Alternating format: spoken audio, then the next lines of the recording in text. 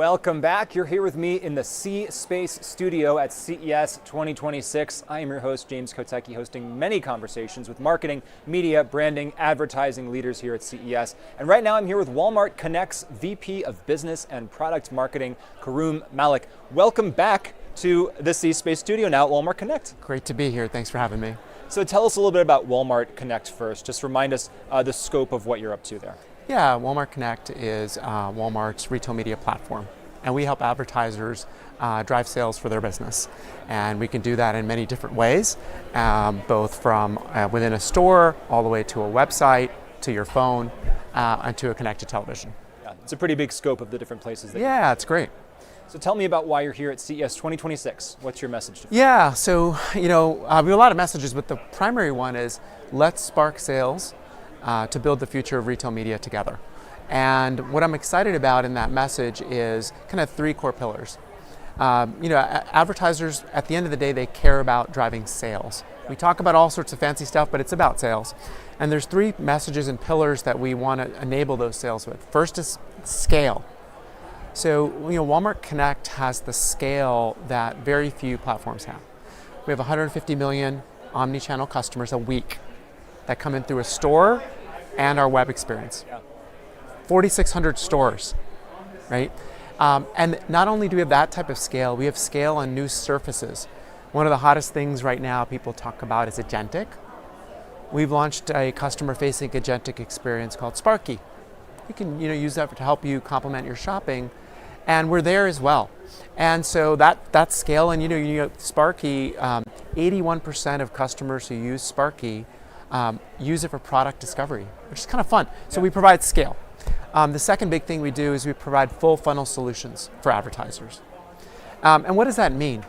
We help them tell a brand story, what we call brand solutions, and then we drive sales with performance solutions.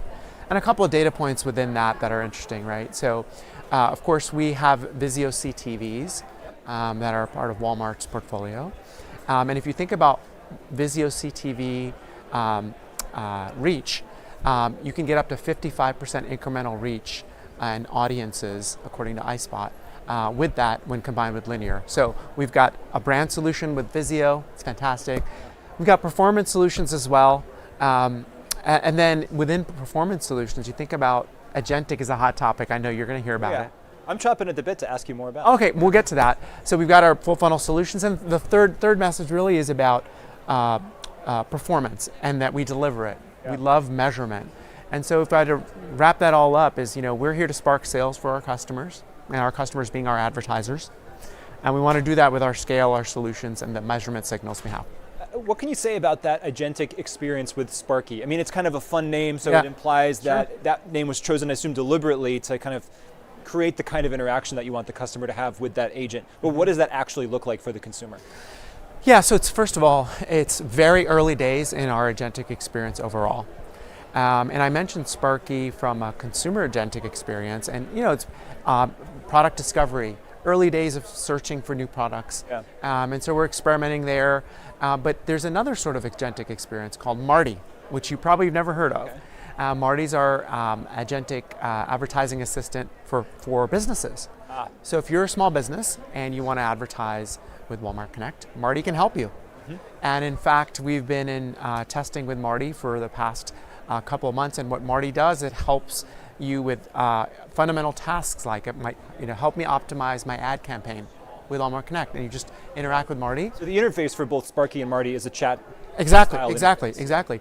And 97% of the inquiries that come in through Marty are new asks. Yeah. So we're meeting a need for advertisers through the agentic experience to drive efficiency, which is kind of fun. And I wonder if some of that too is people who may be afraid to ask like the quote unquote silly questions, or I'm a little bit embarrassed, I don't already know this, I feel like I should be more sophisticated, but Marty allows for that, right? Exactly right. And so it just goes back to, we're here to serve both customers on the consumer side and advertisers. And for advertisers, Connect is here to spark those sales, and we see Marty as just another efficient way to get to our solutions. So you said it's early days for a lot of this. Where do you see it going? And I'm especially curious when we use the term agent, how autonomous does that mean for you in terms of just something with my credit card just going out there and buying stuff on my behalf? How much are the humans still woven into this? Yeah, so it's a really good question. So I'd take it one step further and say, let's talk about AI. And the agents are just a portion of AI. I talked about Sparky and Marty. But I want to share an example with you for an advertiser because that's who we serve most. AI can help generate creative. So if you're an advertiser and you want help creating display ads, right? AI can help generate that display with an automated creative generator. Why does that help you? It cuts down the amount of time for you to generate creative by 80%. So it's creating content for you to help you connect with customers. And so that's just like an example of where agentic experiences meets creativity. So we're gonna, we expect to see more of that. Have you seen success there? I think people might have different opinions around whether AI generated content is good or resonant or if it hits people emotionally, or if I find out that it was created by AI, how do I feel about it? For me personally, I found myself actually unironically starting to enjoy things created by AI, like not because of the novelty or anything, but like this stuff's getting obviously really good, but there's a whole range of opinions on it. So how does that show up for you? Yeah, so I'm going to take it in a different direction. I'll share a fun story with you, and I think that's a bit of a metaphor for what's happening in the market. I went skiing with my family, 3 boys, my wife, and our crazy dog. And my kids started generating AI images of our dog breakdancing. And everybody laughed, right? But if they tried to do video of him breakdancing the dog, it was kind of like, wait, what is this? And I think so. It's early days. I think display, there's more fidelity there, but I'd expect more in video to come. The other thing I'd say is, it all boils down to, it doesn't matter whether AI is creating an image or a human is creating an image, if it's a display or video, what advertisers care about is it driving a sale?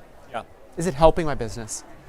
And recent research we've done has shown that we provide incremental sales and incremental ROAS, return on ad spend, compared to digital media benchmarks by 2.5x. So I always bring it back to sparking sales, regardless if it's AI or human-based.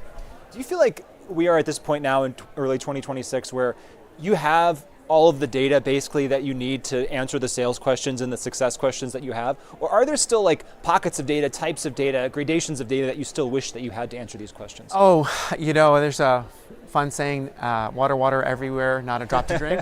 It's the same with data, right? Data everywhere, not a drop to drink. I think data, consumers and customers continue to use different touch points with which to buy and experience products and services. And so we want to serve them better. And so those new experiences require new data. So areas where we're leaning in for more data is CTV. Vizio is our connected TV platform. It's been with us for over a year now.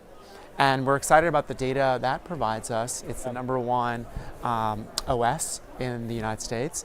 So that's a perfect example of how can we leverage that data to provide more relevant advertising and tie that to a sale. So I always say, we're one of the few platforms that can help you tell stories that drive sales, right? All in one.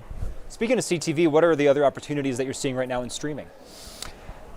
Oh, that's a great question. I think some of the things that we're seeing is CTV and streaming being added onto linear TV buys. Okay, so if you have a linear TV buy happening right now, if you add Walmart Connect CTV and Vizio CTV, you can get incremental reach. And we just, of up to 55%. We just released research with iSpot that show that. So incrementality of both reach and sales is something that is becoming more and more important, because if CTV is not providing value, why pivot your investments to that? So it's a very, very exciting time. As we close out here, is there something about retail media that some brands don't understand? Is there a piece of education that you find yourself doing consistently? Yes, absolutely. So it's not your same old retail media. And what I mean by that is retail media is much more than just performance and driving lower funnel sales. We have the ability to tell brand solutions and tell a story. So if you want to have a full funnel partner, a retail media platform like ours can make it happen. Stories that sell. Thank you so much for sharing your stories with us. Karim Malik, Walmart Connect, really appreciate you being here today. Thank you so much. Great to be here. And we really appreciate you watching us here in the C-Space studio at CES 2026. I'm James Kotecki, more after the short break.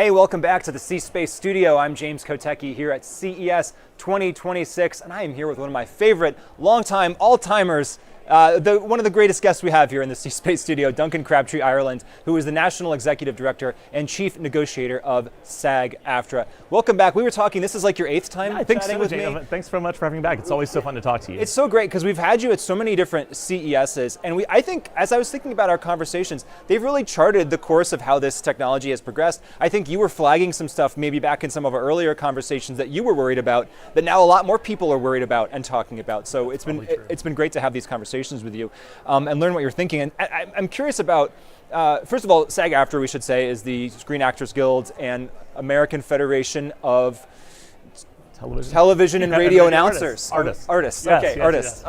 And so basically it's the actors union, right, that people know. Actors, broadcast journalists, and also musicians, singers, recording artists. So you are a labor union. It is 2026. We've seen you in the news in the last couple of years, obviously, when there was the strike going on. That was a big deal. But what does it mean for you to be a labor union right now as technology is kind of reshaping everything? I think the role of unions is more important than ever. And I think we're seeing that in the resurgence of interest in the American public, in workers especially with unions, because as corporations become bigger and more powerful, as technology is being deployed by these companies, a lot of times without involvement from their workers, people are saying, wow, we really need to join together and stand up for ourselves, otherwise we're just going to get run over. Yeah, I mean, everybody's concerned about AI taking their job, or taking giant tasks, or totally redoing their job, or making it easier for other people to do their job, right? Do you think so we've chatted for many years. Let me zoom out and ask you an attitude question. Are you an optimist when it comes to how you think about, can technology build a better world for all of us and have everybody work together in a way that actually makes sense and makes us all happy? I've been accused of being an optimist, and yes, I am, but I think it's justified optimism. And the reason I say that is we humans decide how this technology is implemented. So really, it's up to us. I mean, AI is not implementing itself, at least not yet. Technology is not implementing itself. Yeah. We're designing it and we're choosing how to use it. So if we can make better choices, then absolutely, I think we can reap the benefits of AI without having to suffer all of the very predictable negative consequences that people have been talking about, not just this year, but for years. And have you seen a shift, whether it's within your union or maybe just in the broader world, in terms of perceptions on AI? I mean, even just since the advent of ChatGPT, which was many people's kind of first impression of AI or what it could mean for their daily lives, do you sense a shift in the last few years in terms of public or internal union perception? Well, definitely there's a lot more knowledge and interest about it. People recognize that it is going to have relevance to virtually everyone. I think at one point people thought, oh, this won't affect me. I'm a this or I'm a that. That's not my thing. Right. And now I think everyone sees how AI, if it's not deployed in the right way, it could come for any and all of us. So what are you thinking about right now? What are your priorities as a union right now at the beginning of 2026? Well, 2.5 years ago when we were in the middle of our strike and our negotiations, we were really, really focused on the use of AI to digitally replicate people. Yes. And we still are, and we were successful in achieving a lot of rules in our contracts about that. And actually, collective bargaining and unions have been really one of the fastest ways that meaningful, real rules and limitations have been put in place. Having said that, we're working really hard on the public policy front now as well. And I hate to tell you, but we are literally about to begin negotiating the next round of that same contract. So It starts in February, on February 9th, with the studios and streamers.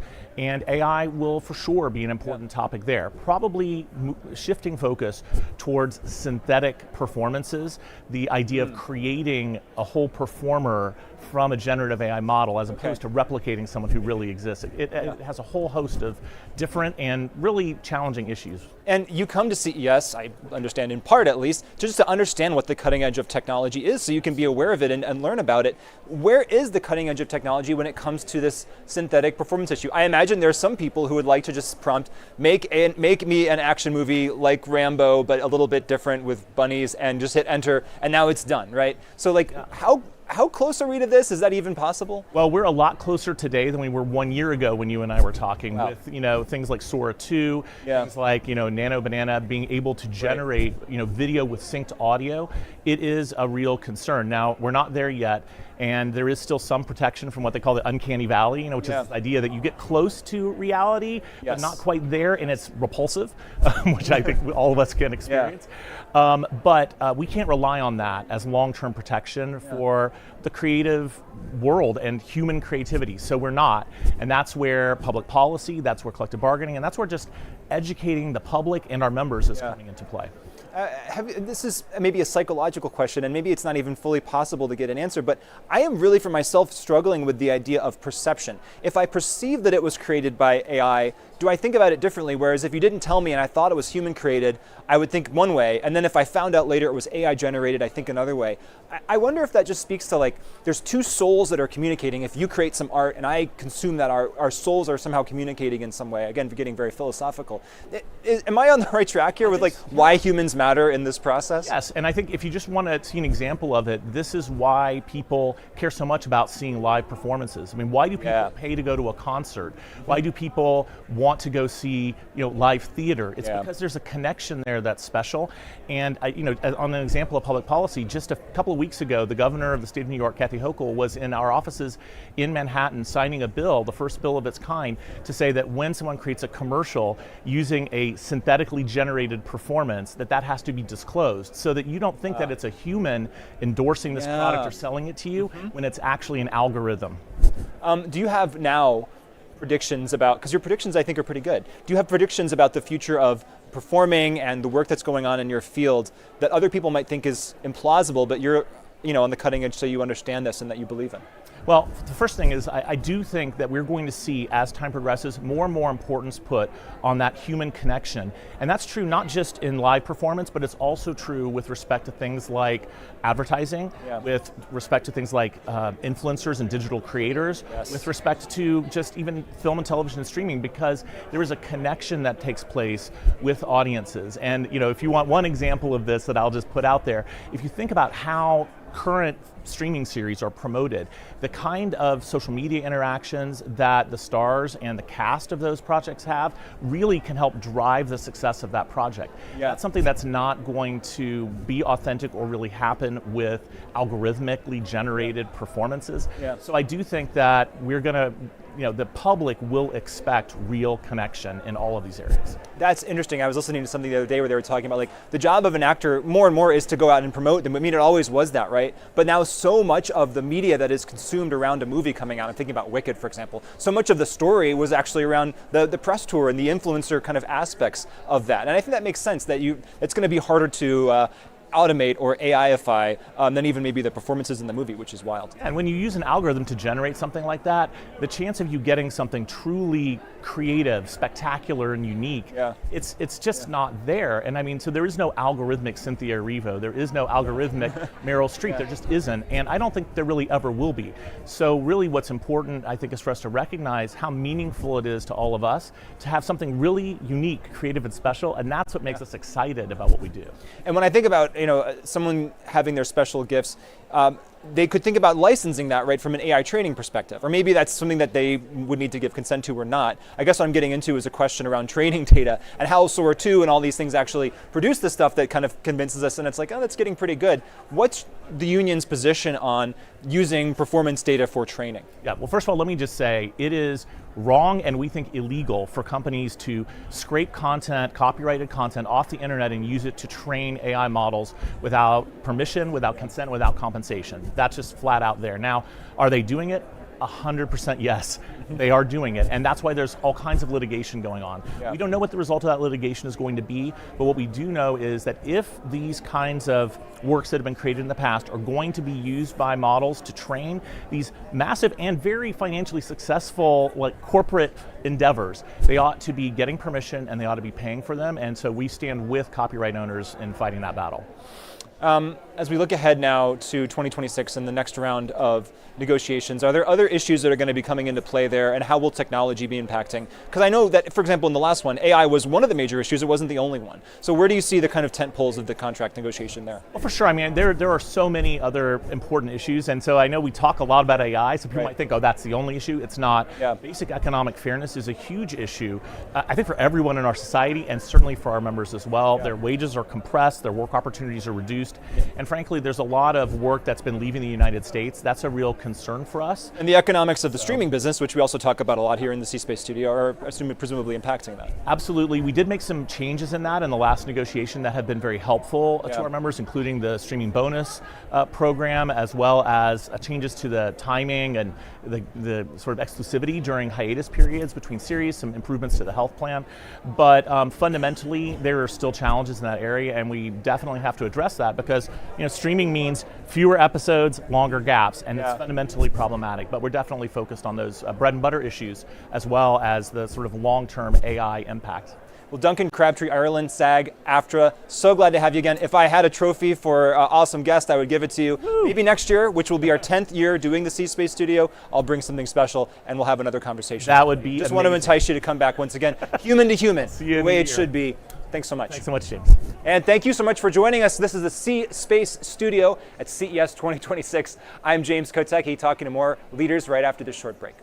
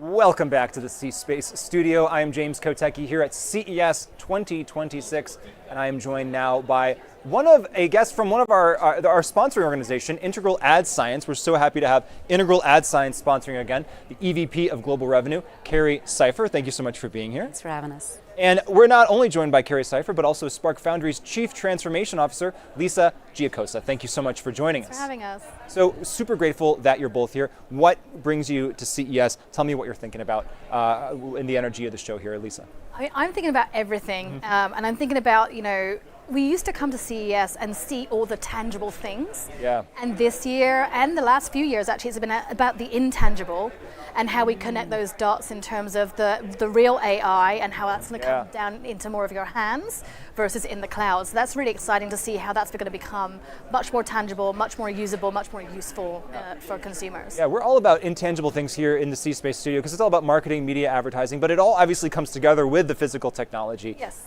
as well. Carrie, what are you thinking about at CES 2026 this year? I mean, a lot of us are here to support our clients. So as you probably know at IAS, we basically protect thousands and thousands of brands and their agencies in partnership from bad content, and also do a lot around performance there. So we're really here to support the brands and what they're trying to get done here as well. And explain what protecting from bad content means for those who are tuning in maybe for the first time and want to know a bit more about what IAS does. So we basically cover, with these thousands of brands, the entire digital ecosystem. So all CTV, all social, open web, and we tag up trillions of impressions every single month. These are video impressions, these are images, audio, etc.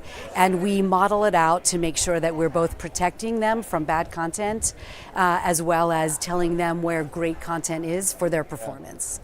And tell us about so you're the Chief Transformation Officer, which is a fantastic title, Lisa. But tell us about how and what you're transforming at Spark Foundry and in the context of your relationship with IAS. So I see that in several prongs. It's about business transformation for our clients, so helping them drive business growth.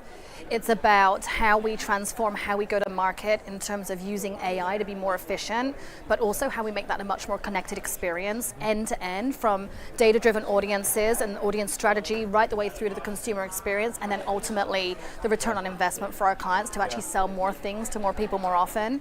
And then of course, it's not just about brand safety. It used to be around brand safety was the keyword and the buzzword. It's about brand suitability as well, and context is absolutely critical these days.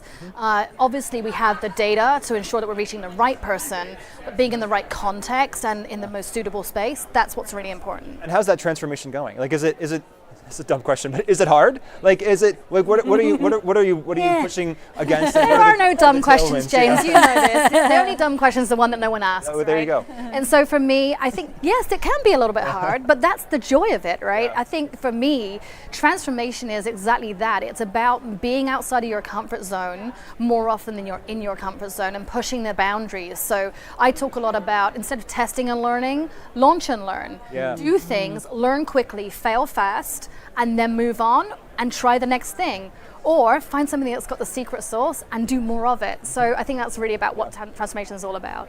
I do think it's one of the reasons Spark Foundry is winning is that curiosity, and culturally they allow for that curiosity. So for example, we have a lot of shared clients, especially in the CPG space, and they've worked with us to basically layer into the technology that they've bought a lot of different kind of brand safety targeting that's ended up with incredible brand lift. We had one CPG brand where we layered in viewability and ad to content ratio to other things that they were already doing for this CPG client and got 78% brand lift. So they're walking the walk, and they're working with partners like us to say, okay, we understand what you bring to the table, we want to layer it in, and then we'll look at results. And in most cases the results are there, but at least we do have a partner that we also look at each other and be like, well, the results weren't there on that one, and we just keep trying. We don't penalize each other for it. And so there's a lot of culture in partnership that's coming from Spark Foundry that I think allows for titles like yours, in all honesty. It enables us to do more as well. That spirit of partnership versus vendor seller, like it's a different kind of a partnership, and it's a three-way partnership in terms of our clients as well as our partnership together. And also, as I said before, connecting that all the way to the retail media ecosystem as well, which has been a little bit, it's been evolving a lot. There's a lot of fragmentation. There's like over 250, maybe more than 300 retail media networks out there right now. And so being able to actually connect all those dots and ensure that we're doing it at every step of the way. Carrie, do you have a framework as you're thinking about the year ahead? Are there themes and issues that you're really focused on as you think about 2026? Yeah. I mean, obviously we're leaning into social quite a bit, and specifically how we're keeping brands safe with the creator economy. There's a lot of AI and actually like fake bots and fake creators out there. And so we're spending a lot of time building products based on their feedback that helps them identify, is this a real person or not? And are they brand suitable for what I'm trying to do? So a lot in social, and then also a lot in CTV. Is that necessarily true, though, that if someone is not human, they're not necessarily suitable? They could be suitable even if they are a bot, right? But what brands are telling us is we want to know. Yes. I want to know if this is a human or not, and then I want to know if they are suitable for my brand. And in both cases, we can help them with that. Yeah. And then also CTV is craving, I think, more trust and transparency inside of streaming. And so we're working with our partners with the streaming content and with us and the agencies and brands to try and bring that trust and transparency to CPT. You're nodding your head, Lisa. Do you I'm in total alignment with that, and I think I'm very fortunate that I work at Publicis because we've acquired a number of different data sources and brands. So we've acquired Epsilon several years ago, half a decade or more ago now, as it enables us to find those audiences in that data. We've also recently acquired, in the last year or so, Influential and Captivate, which enables us to understand not only the creators, but also the tech platform behind it that helps us get to that brand safety and truly understanding the impact of those creators as well. Yeah. And of course, connecting it to commerce, and it gets really exciting when you bring all that together. Yeah. I know that you share CPG specific clients. Are there things that you're doing with your CPG brands? Are there things that you're advising them to do to make sure they get this year right as technology continues to evolve? I think I wanted to hear your spaghetti sauce example. Oh my gosh, that's an oldie but a good spaghetti one. sauce Really? example. That's great. So I have this whole thing that there's no such thing as a funnel, right? There's this linear framework that we used to have. Is this the one you mean? I think so. Yeah, I've been warned about the great to have spaghetti such sauce a swing example. between the two of you. Okay. So we used to have this thing, the marketing funnel where it was like AIDA model, awareness, intent, desire, action, right?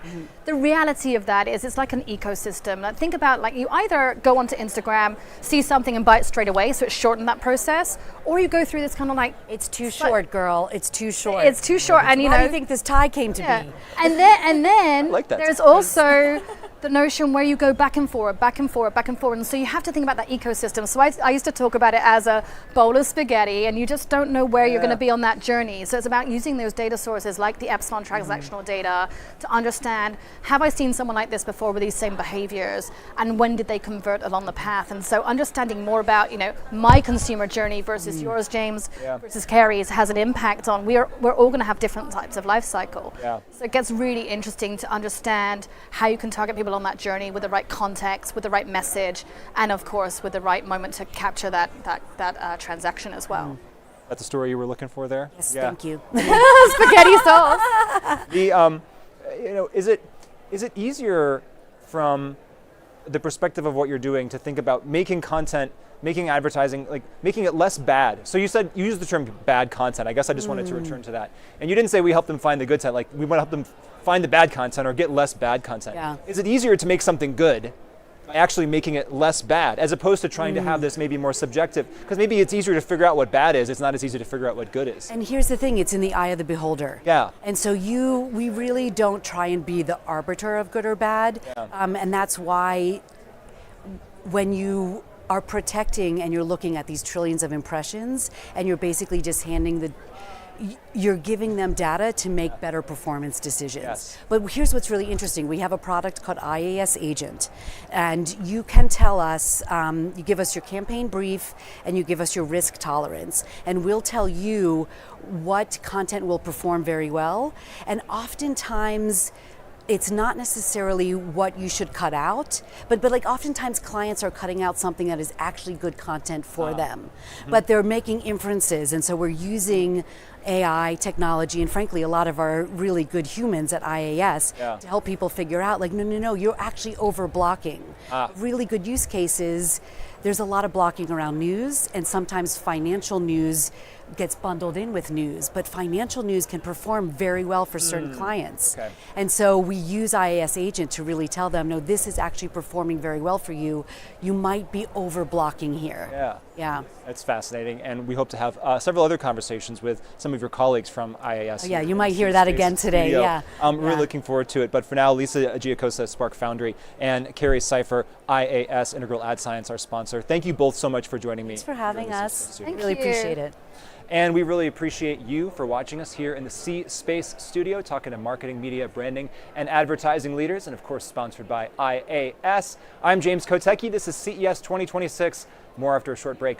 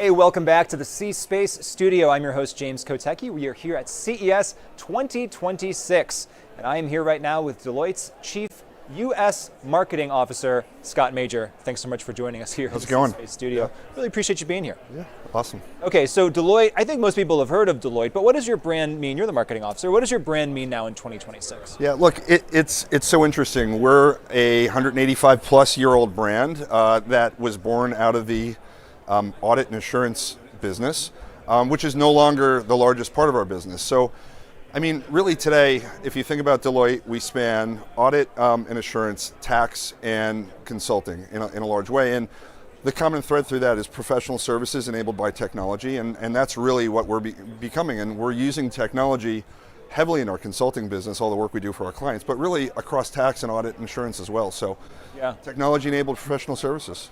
So then what brings you to CES 2026? What's your message here? Well, our message here is innovation loves company. And really what we mean by that is you've got this really interesting inflection point right now where technology is really driving creativity forward for humans. And, any bold innovation doesn't happen by technology or creativity alone. It happens by people interacting and partnering and creating different types of strategic alliances. And that's what we mean. Deloitte is a major convener of technology companies, of clients, of marketplaces, and we like to bring all of that together to create big impact. Yeah. And so let's just throw AI into the mix here. Why not? Okay. We might as well get into the AI part of this conversation right off the bat. So then how is AI changing what that means to convene people, to add innovation and technology, Yeah, sure. humans in the I mean, it's pervasive. It's embedded in everything that we're doing, both in the way that we operate as an organization and the way that we deliver services.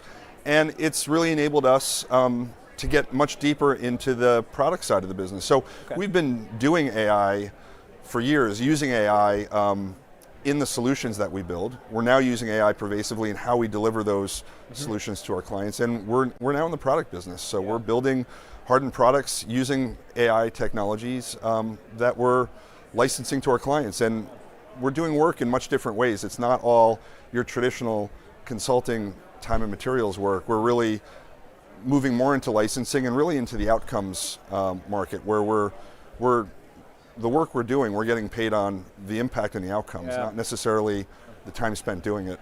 And how are you messaging that AI component to your clients or your potential clients in terms of what they should expect?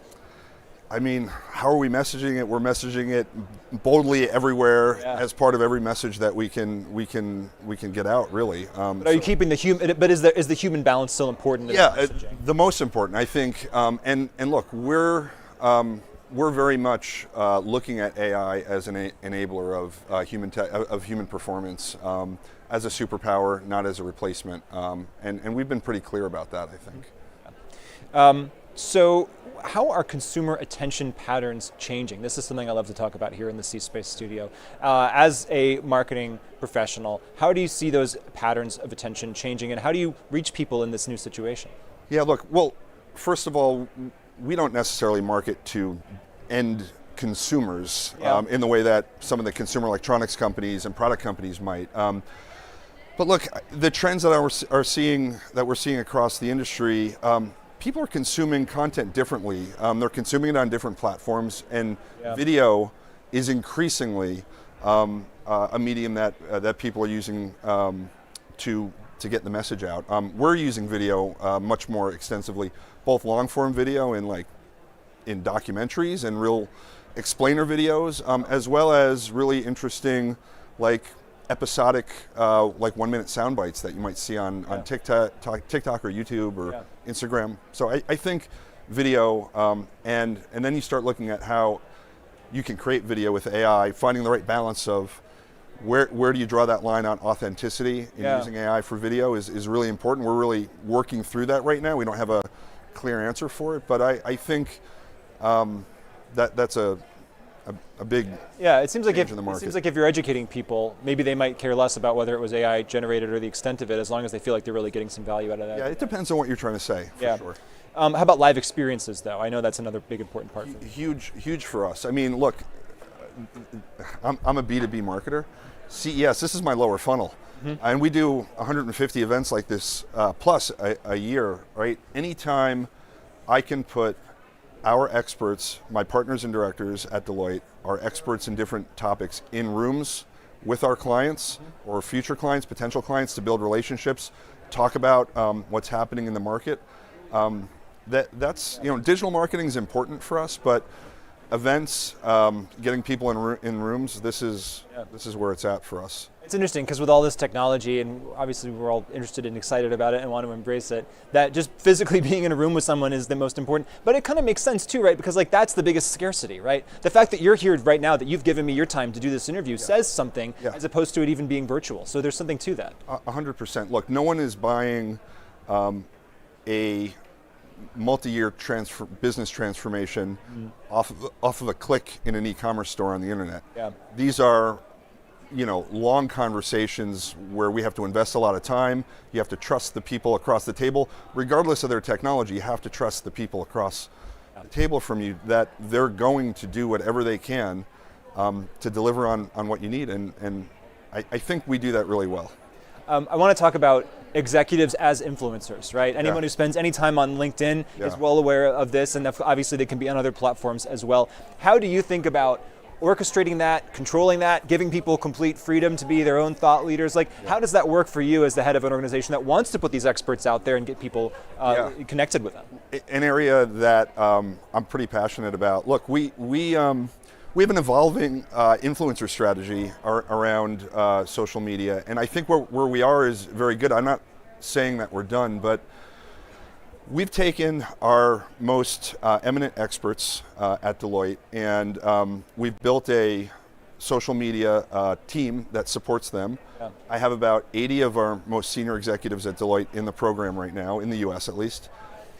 And look, we never want, I don't want to say never, we don't want to use external influencers.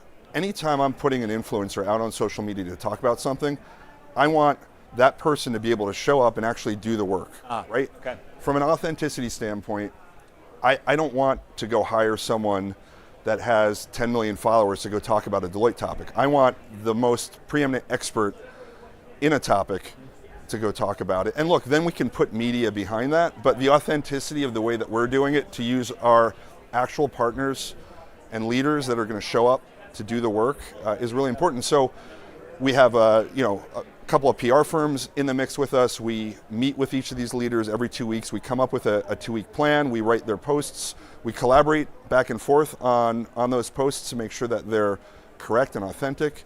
And we help manage it for them, because a lot of people are uncomfortable doing it on their own. Yeah, and it's a lot of work. It's a lot of work, right? Yeah. So the fact that so I think people can take some solace in this. Everybody who's trying to become an influencer, it can take a team of people to actually pull this off. 100%. But it's been one of our most effective channels. And then to the authenticity piece, speaking about the lower funnel, maybe you trade off huge wide reach at the top of the funnel. But then when you get lower in the funnel, it's like the people who really would want to engage with that person are actually the ones to be buying that, and they'd be getting the services from that person. So do you also 100%. Jumpstart relationships even in a way once they are becoming clients? 100%. If you think about the platforms that we're doing this on, those 80 executives, their networks are the networks, right? They're already connected to the leaders at various companies that we want to connect with. So that's the audience. It's a much different approach.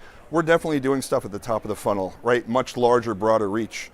But when we come down the funnel, we're talking to specific clients that we want to target, and we know who they're connected to on social media. We're almost out of time here, but I want to talk about sports for a second. How do you choose sports sponsorships? How do you think about that as a marketer? Yeah. Look, something I'm really passionate about, and since I've been in the role, something that we've really doubled down on. To me, sports stories are just so interesting, right? And so we never take a sponsorship and just put a logo on a car or at a stadium. All the sports sponsorships that we pick really have two different key components. One, they need to be one of our clients. We're doing meaningful, substantial, transformative work for each of the sports organizations that we take on. And they also have to align with our purpose. Yeah. So if you look at like McLaren F1 racing, if you were at the North Hall, you'll see the McLaren car with the Deloitte logo on it in a Deloitte booth. We've done substantial work with McLaren over the past 6 years, back from when they were, towards the back of the pack, all the way till this year, where they are the 2025 Drivers and Constructors Cup World Champions. We've done work to help build their race day platform that takes in all the telematics data, uses AI, digital twin technology, to help them figure out how they're going to run their strategy. Where do they pit the car? Where do they use DRS? Where do they put the hards or softs on? Yeah. And so the work we do for them is meaningful. The story that we can tell about that work is applicable to so many different industries and sectors. It's a blend of marketing and then the work that you're actually doing for them in a singular story. Right, so we get the brand, we get this amazing story, but then the hospitality piece of it, we really want to bring our clients for these amazing hospitality experiences. Olympics is a huge client of ours. We bring hundreds of clients through the Olympics. They get to see this amazing behind the scenes look at the Olympics that no one else gets to see, and they get to learn about the work that we do standing up the technology that runs the Olympics. It's pretty amazing. Well, thanks so much for joining us here today your name is Scott Major. This is the C-Space Studio, but thank you so much for joining us today. I really appreciate it. The U.S. Chief Marketing Officer of Deloitte, Scott. Thank you for the time. Appreciate it. Take care. And thank you so much. I'm James Kotecki. This is the C-Space Studio. Coming up next, we have Instacart, Disney, Zeta Global, and Target. You won't want to miss it, and if you stick with us, you won't have to. Just a bit of a break here. We'll be right back. I'm James Kotecki at CES 2026.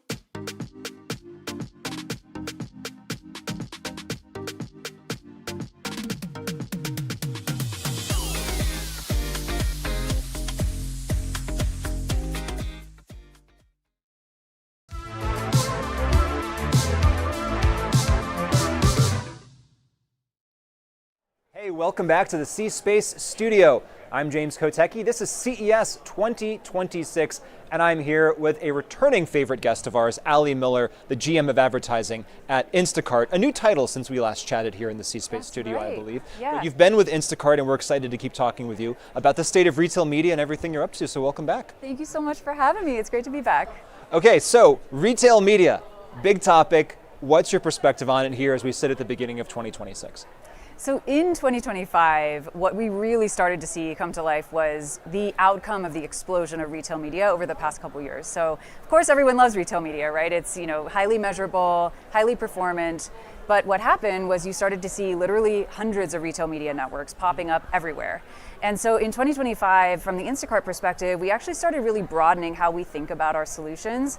So we started, building all of these foundations with our on-site marketplace, 1,800 retailers. It's really required us to take a very optimization forward approach over the past few years as we built out our ad system. Yeah. And now what we're doing is we're taking that foundation and we're expanding it to a broader Instacart ads ecosystem. So we're now powering those same ad solutions on the sites of 240 plus e-commerce partners. So folks like Thrive Market, Uber Eats, Hy-Vee, and really making it much easier to address this fragmentation in the space that has become really difficult for brands and agencies to manage. Yeah. And so I'm really excited that coming into 2026, we've now set that foundation of that ecosystem, making it really easy for brands to buy in one place and show wherever their products are available, reaching consumers and driving results. Yeah. And now we're further expanding into omni-channel, in-store, and then of course off-platform, which I know we'll talk about too. Of course. And so is that, is the decision for brands now, it's less about like, let me choose one out of 200 or so, and is it maybe more of a competition around folks that are kind of rounding these up and providing those maybe one-stop shops? And is that where the competition kind of lies for you and where you're thinking about being competitive? I think there's a lot of value there. So of course there's always going to be, the big retail media networks that brands choose to invest in individually, but especially for, when you think about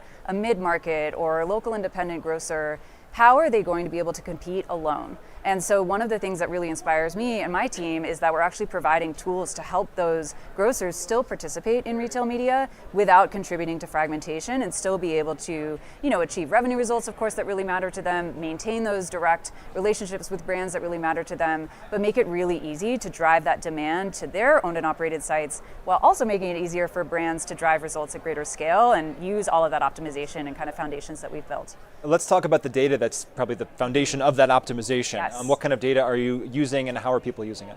So like I mentioned, we've started really with our foundations of the Instacart marketplace and working with that, billion item catalog across 1,800 retailers. It creates an incredible foundation of data. We of course have the catalog data itself. We have, information around what's bought with what pairs well together, what's driving conversion. And so all of that data, like you said, is really the foundation of all of the optimizations and serving and capabilities that we've built across the ecosystem. In addition, we've really increasingly focused in the last year on building solutions that are just based on that data alone as a product that kind of stands on its own 2 feet. So over the course of the last year, we introduced our consumer insights portal, which actually offers, really insightful information around what are substitutions that, consumers might be willing to consider if their favorite item is unavailable. Is it in your brand? Is it outside your brand? Are consumers so loyal to your brand that if your item isn't on the shelf, they'll walk away and not buy anything? These are really kind of valuable insights that we're now able to offer as an individual product.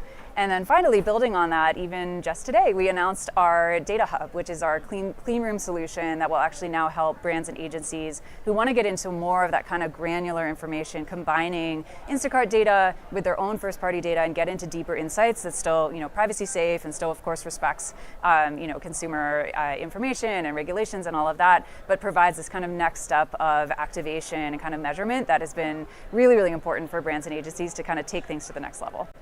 Let's talk in-store. That's something you and I have talked about before. What are you excited about when it comes to in-store retail media as far as advertising that's displayed on screens and other places when people actually go into physical environments?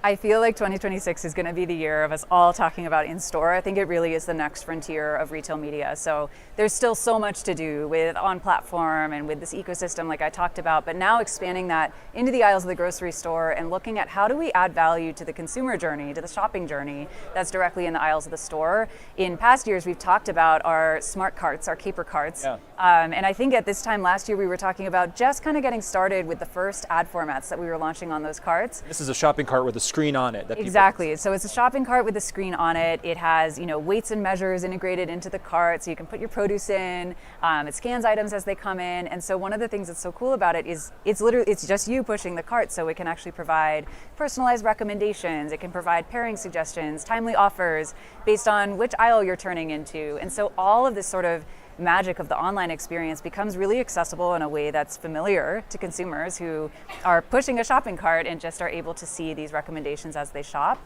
And so fast forward to today, we've now been able to launch our shoppable display ads directly on the Caper cart. We're seeing them perform really well with great engagement, physical add to cart reactions. It's fun to measure that in a physical way, not just as a button.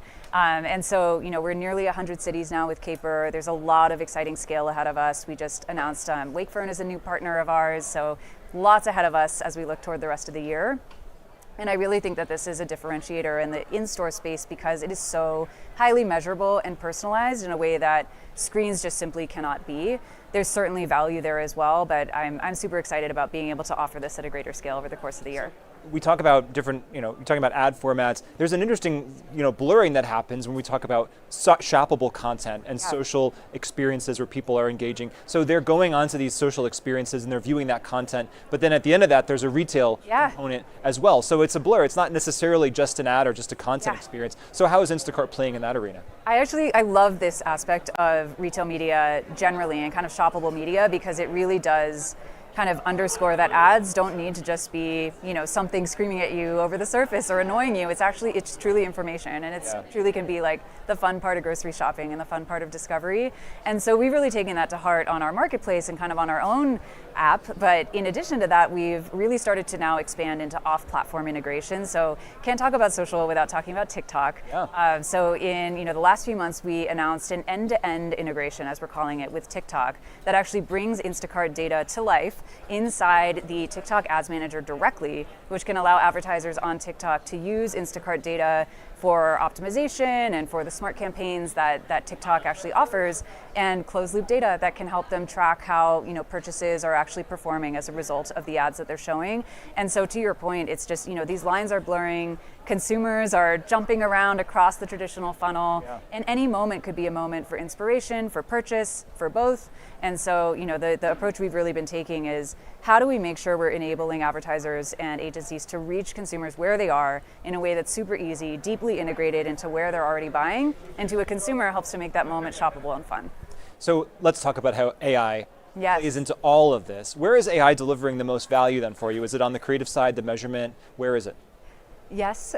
So I'd say, on the AI side, I've started to think about it kind of in three buckets. So the first is everything behind the scenes. So all the stuff you don't think about or need to be, yelled at is AI, So like I mentioned, we've really taken all of these data foundations that we have to drive, optimization, ranking, relevance, all of that kind of behind the scenes, advanced ML stuff that we've been investing in for so long. And just to pause on that for a second, is the AI sometimes surfacing insights or effectively recommending that you do things or spend money in a certain way that you as the human would never do? And maybe is it even almost inexplicable, but you're like, well, eventually you just come to trust that the AI is onto something. Yeah, I think the piece that is really exciting for me when we talk about these behind the scenes recommendations is it's kind of over and above the ML that we've already been using. So how do we kind of take the relevance, the ranking, and actually add in all of that sort of real world context and connections that LLMs and the latest and greatest technology and models can provide? So just to take an example, enhancing the way that we determine relevance of ads in a given experience on Instacart, we now use AI capabilities as part of that process rather than just wholesale kind of sending it over. So I think that's kind of the first piece, is just more relevant recommendations, better ad experiences that are kind of powered behind the scenes. The second big one is everything around kind of advertiser-facing tools and productivity, and this is where I like to talk about it as AI that works for you. It's very much focused on areas where, particularly when we talk about challenger brands or emerging brands who just don't have a ton of time, how do we make it easier to set up a campaign, get recommendations, set up landing pages for display campaigns? We're using AI in these different areas right now to be able to explain, for example, hey, you're not going to be able to likely hit this target return on ad spend. Do you want to adjust it? do you want to use a specific feature that will help you get more out of your ad campaigns? And as we continue to scale to more and more emerging brands, it really helps them to kind of take full advantage of the platform. So I love this stuff because it just kind of creates a little bit more of a personalized interaction with enterprise tooling. And then there's the big one, which is conversational agentic experiences, which we're all kind of figuring out as an industry right now. And this is an area where we're absolutely going to be working directly with partners in terms of understanding what's going to resonate with both an advertiser and also, most importantly, with a consumer. Well, we're going to have to leave it on that cliffhanger and have you tell us next year exactly what you did with all of that. Yes. And we're so excited to have you back here again, and we hope that you join us again. Thanks so much for Miller of having me. Instacart. Thank you. Thank you. And thank you so much for joining us right here in the C Space studio. I'm your host, James Kotecki, talking to media marketing, advertising, and branding leaders all day today and tomorrow. This is CES 2026. More after this short break.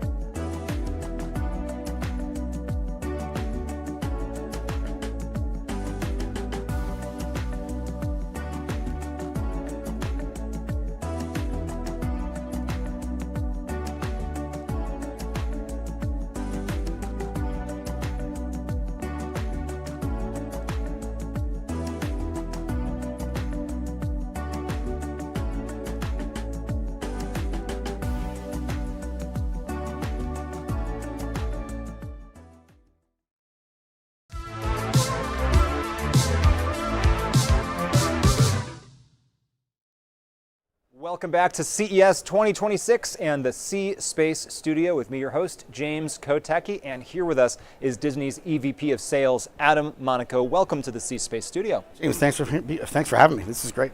So EVP of Sales, what's your overall remit within Disney? So I oversee the teams that manage the relationships over the holding companies. I also oversee the brand solutions teams. So that includes entertainment brand solutions, which is all of our linear networks, as well as our entertainment streaming. And we also have a sports brand solutions team, which is obviously everything ESPN and sports related.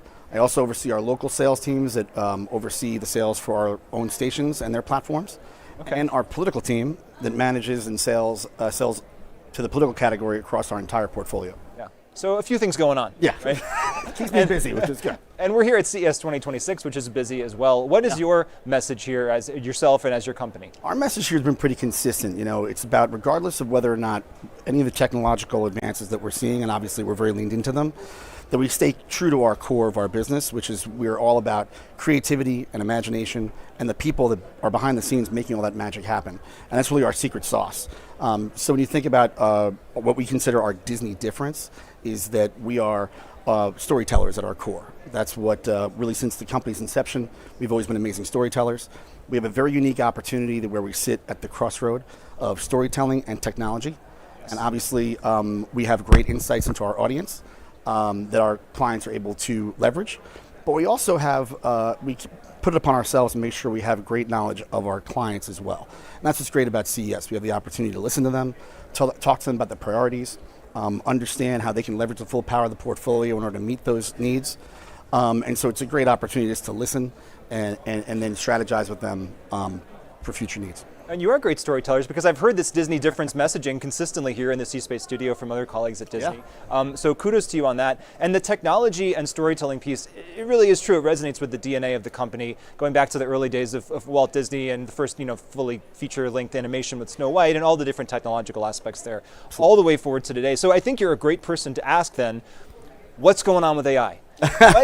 How is AI transforming what you're doing? Where are you seeing the value in it as a company that is balancing both this very human emotional piece of storytelling and then very technologically forward as well? Well, it's responsibility first, right? We want to make sure we're applying the AI responsibly. It's what powers all of our planning, all of our activation, and then measurement on the other side. It's also allowing us to optimize campaigns in real time, which is, of course, a terrific opportunity. We're very leaned into investing in AI because it will also help prove out all of our, all the delivery of our campaigns. Yeah. And obviously CMOs and brands are under more pressure than ever to make sure every dollar is working as hard as it can, and AI will allow that. It also makes us work more efficiently. You can imagine the thousands of pieces of creative that come to us on a weekly basis. Yeah. So we have that approval process, so they help us make sure those creatives are compliant. And so those are the types of things that we're leaning into when it comes to all the AI technology. So a lot of work that's going on behind the scenes, so to speak, and making it and optimizing what you're doing. What I didn't hear you say so much is like AI, generative AI in terms of the creative that's actually reaching the consumer. I did hear you talk about AI to kind of vet the creative, but how is AI kind of coming into the creativity piece for you? Is there a philosophy around that within the company? Yeah, we're looking to, again, leverage all that technology in order to make sure that we are able to provide that to our clients as quickly and as efficiently as possible. The other thing about AI that's really interesting is that it'll help us turn around RFPs that used to take weeks. Yeah. We'll now be able to turn those over in a matter of hours. Mm-hmm. And so when you think about just making our time more efficient, and then our sellers will be more efficient and able to spend more time with our clients and speaking with them and understanding again what their challenges are. When you talked about the scope of what you're doing, you're in so many different things. You're also a great person to ask about consumer attention patterns and how you see them changing. Here at the beginning of 2026, where are we and where are we going in terms of what consumers are paying attention to? Well, I'll start with really everything live, from sports and entertainment is what we're seeing a lot of our advertisers lean into and our brands lean into as well. When you think about all of the amazing opportunities we have around the entire portfolio, from a streaming perspective, sports perspective, and of course entertainment as well, people want personalization. And so we just launched our new ESPN app. And that is a completely personalized experience, totally customizable. All of our consumers can have access to their favorite home teams. We have multiple viewing, so you can watch multiple games at the same time. You'll also are able to check your fantasy teams and track your fantasy teams as you're watching other games as well, which is exciting. There's betting applications. We just launched our partnership with DraftKings, which we're excited about. And so, again, we have a sports center for you, fully customizable. Yeah. And it's also always learning from our consumers. So as you pull up specific content and follow certain teams, it learns and then serves up that content to you as you continue to engage with the app. And the idea that sports is live, that it's something that you want to watch now, continues to be a really important driver for how you sell this, right? Yeah. Oh no, it's been a massive opportunity for us. It's really creating those moments that matter, cultural moments. It's high attention. It creates that emotional and social activity, which is what we want. And obviously, as you think about consumers and the fragmentation across audiences and the many options they have to consume different content, being able to get them in that water cooler moment around some of our sports platforms is an amazing opportunity, and our sports portfolio is second to none. In fact, ESPN delivered 33% of all sports impressions in 2025, and our second highest competitor was, I think, 20%. Okay. So but pretty strong. But now let's turn to streaming as well, which is obviously a huge piece of the business. What are the biggest opportunities there? I mean, and it's not completely disconnected from sports, right? Because it's all kind of integrated maybe from the consumer perspective. It is. Streaming can mean a lot. So tell me more about what you're doing there. Yeah, our opportunity for streaming is to have TV reach and scale, but with the precision of addressable. So when you think about all the opportunities for being able to target specific audiences at scale, geo-targeting at scale for regional brands. We're very leaned into our mid-market strategy and developing out those brands and the independent regional agencies that exist throughout the country. They are very regional in nature, and so having that geo-targetable opportunity that we can deliver is huge. And of course, there's all the streaming sponsorship that we're doing. We're having a lot of success with, and also just one of the opportunities we have is something called Hulu. The Hulu hosted model. Okay. And so Hulu hosted the model. Hulu hosted model. And basically what it does is it offers our clients an opportunity to have long form content. Hulu acts as a distribution platform. And then we can actually help drive eyeballs to those platforms and to that content. So it's a unique opportunity that only streaming can offer. Are there other opportunities that brands have now because of streaming and maybe because of interactive content that you're able to offer at this point? Yeah, I think it's the commerce piece of it too is pretty unique. And so when you think about our pause ads and some of the QR codes and work we've done around that, that's also been something that our clients continue to lean into. They expect us to have the same kind of commerce opportunity and environment that we have on a mobile device. They want it on the big screen. Mm-hmm. So we're continuing to work with our clients on that. Able to shop right from the ad. Exactly. Yeah. Exactly. Are you seeing some ads, do some ads or some genres do better than others, or are some more advanced than others when it comes to shoppable? Are there trends there that we can point to? Yeah, no, I think that the QSR category is doing it very well. I also still think that the technology, obviously, category is doing extremely well. And we work very closely with all those brands developing out all the opportunities, and they take great advantage of the size and scale that we can offer with all of our streaming platforms. When you think about Hulu and Disney Plus, and of course ESPN Plus as well, and our new ESPN app. As we zoom out and think about 2026 and the year ahead, do you think there's something fundamental coming or changing right now that people need to be aware of? I think it's going to be about the shift of personalization to really about moments.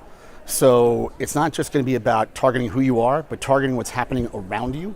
And that's going to create the biggest impact. When you think about live sports and live entertainment, it provides that stage to really make that creative, impactful moment that brands want to be associated with. So in other words, knowing who I am is not enough necessarily. You have to know what I'm doing, That's exactly and who else is right. around me. So that would pretty much give you an idea of how I'm feeling in that moment. It creates that co-viewership opportunity, and those are some of the things I think we're going to see more and more of in 2026.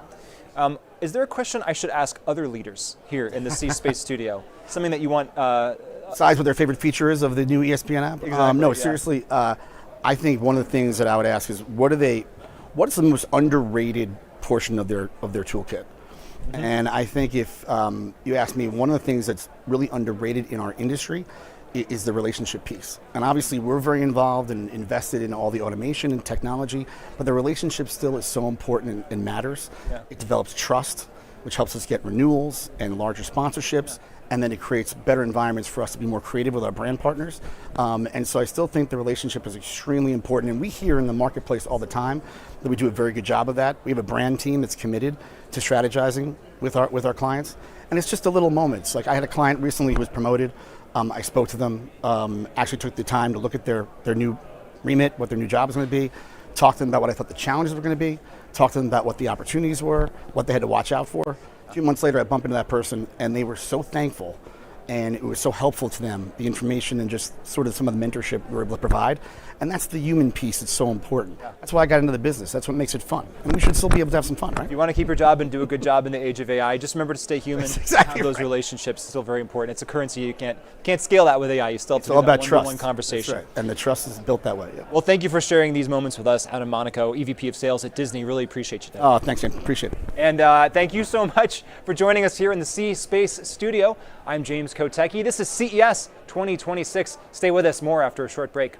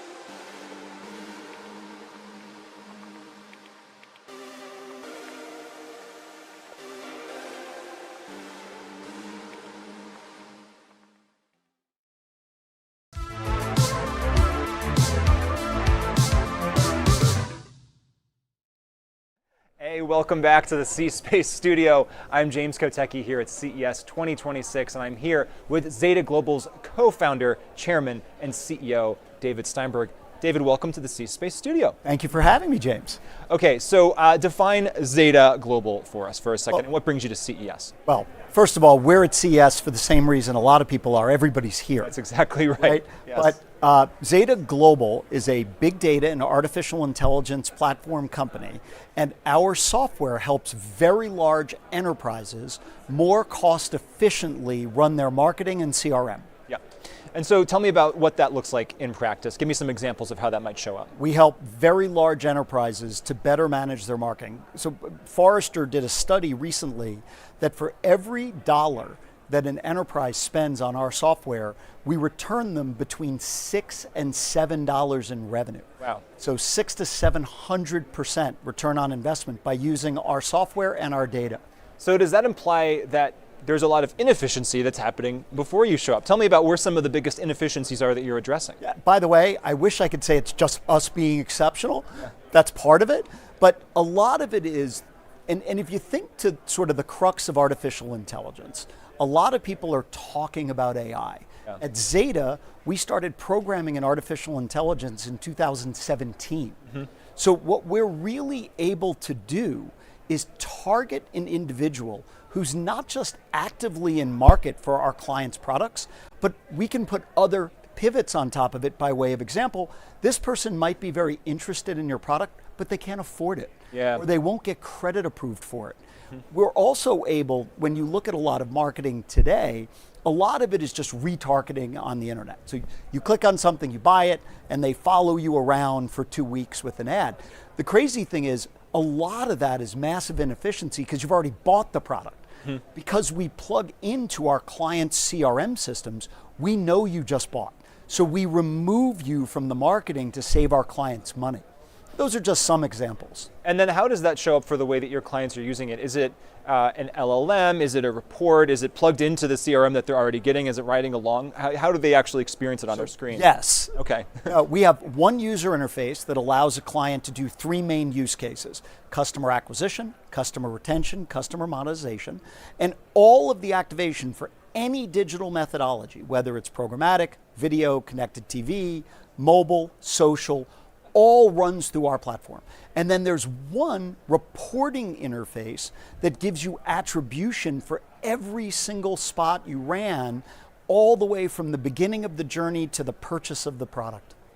You said that you've been doing AI for almost 10 years now. Are there things that you've learned about AI that other people haven't caught up to yet? Are there things that you know about it that people right now are just now finding out? Yes, by a lot. And obviously I'm CEO of the company, I have to say that. Yeah. But the truth is, if you think about the future of AI, and I think people forget this, 100 years ago, there were about 1,000 companies in America manufacturing cars. Yeah. Today there are 5. You're going to see a very similar thing in large language models. They're going to become very ubiquitous. There'll be a few major winners and there'll be a lot of people who do not win. At Zeta, what we have found is that the data that you feed into the algorithms is the biggest differentiator. And what we're doing is we're taking our clients' first-party data, we're merging it with our first-party data, and the algorithms are learning off that in a very private environment that never has any data exhaust. So we're actually on our 4th version of our AI Agent Studio. Our clients have built thousands of custom AI agents on top of our platform by using our Agent Studio. Most of our competitors are on V1. Okay. Tell me about what the definition of agent is in this case, because my impression is people use the term to mean different things and different levels of autonomy are implied by that depending on who's saying it. Totally. I mean, now some people are calling bots agents, right? I mean, if you think about it, to us, an agent is performing a singular task as a component of a supply chain or a process chain. In this case, let's talk about marketing, right? So we might have one agent that will literally look at every customer you've created in the last 30 days, look at the 240 million Americans in our data cloud and say, this 2 million people are doing that exact same thing. Okay. Another agent might say, here's the best place to target them. The coolest thing about our platform is we've strung 3 full agents together. The third agent in real time is informing the first 2 with an attribution capability. Okay. So they're all getting smarter, and we just announced that we're rolling out Athena, which is our voice-enabled conversational super agent that'll control the entire platform. And yesterday, after the market closed, we announced that we've done a full partnership with OpenAI, and we're going to be integrating Athena as native to their application layer. Okay. So with all of this, then, what is your philosophy around the role that humans will play now and in the future? I mean, are we getting to a point where it almost doesn't make sense, even for an expert in all of this, to do any of the work, because the AI agents will just be better because they have more data and they're faster and they're smarter? I think you're going to see execution be all AI driven. I think as it relates to strategy, as it relates certainly to customer relationships, I think you're going to continue to see humans very, very focused there. I think as AI evolves, and I think it's going to follow a similar pattern to Moore's Law, we're going to see a true doubling of AI compute every 18 months. I think you're going to see it taking on more function and more tasks where humans really are mission critical, other than in strategy and customer relationships, is in highly regulated industries where you're focused on financial services, health and wellness, insurance. Where hallucination is worse. Well, where it's massively regulated and could be a major problem. Now, of course, what are those 3 things? Healthcare, financial services, insurance. They're number 1, 2, and 3 in GDP in our country. So it's humans are going to be involved for longer than I think most people think. Tell me about generative AI and where you think the current state of the ability of generative AI to do creative and how people are responding to that is. Yeah, I think generative AI is just getting started. I mean, if you think about it, you've got large language models and you've got small language models. We really believe in mid-sized language models. Okay. And I think that's where generative can really excel. I think the real tipping point for generative AI is going to be the combination of quantum computing and generative AI, where you're going to be able to get, I believe, 10 times smarter, 10 literally orders of magnitude smarter when quantum has AI sitting on top of it. Okay. In what sense, can you give our audience a quick definition of what quantum means in this case? So quantum computing, quantum computing is the move from linear binary coding to non-binary, where today all we're doing is speeding up processing power. And it's fast, right? I mean, compared to the 1950s, processing power. Right, exactly. But it's still linear. It has to, if then.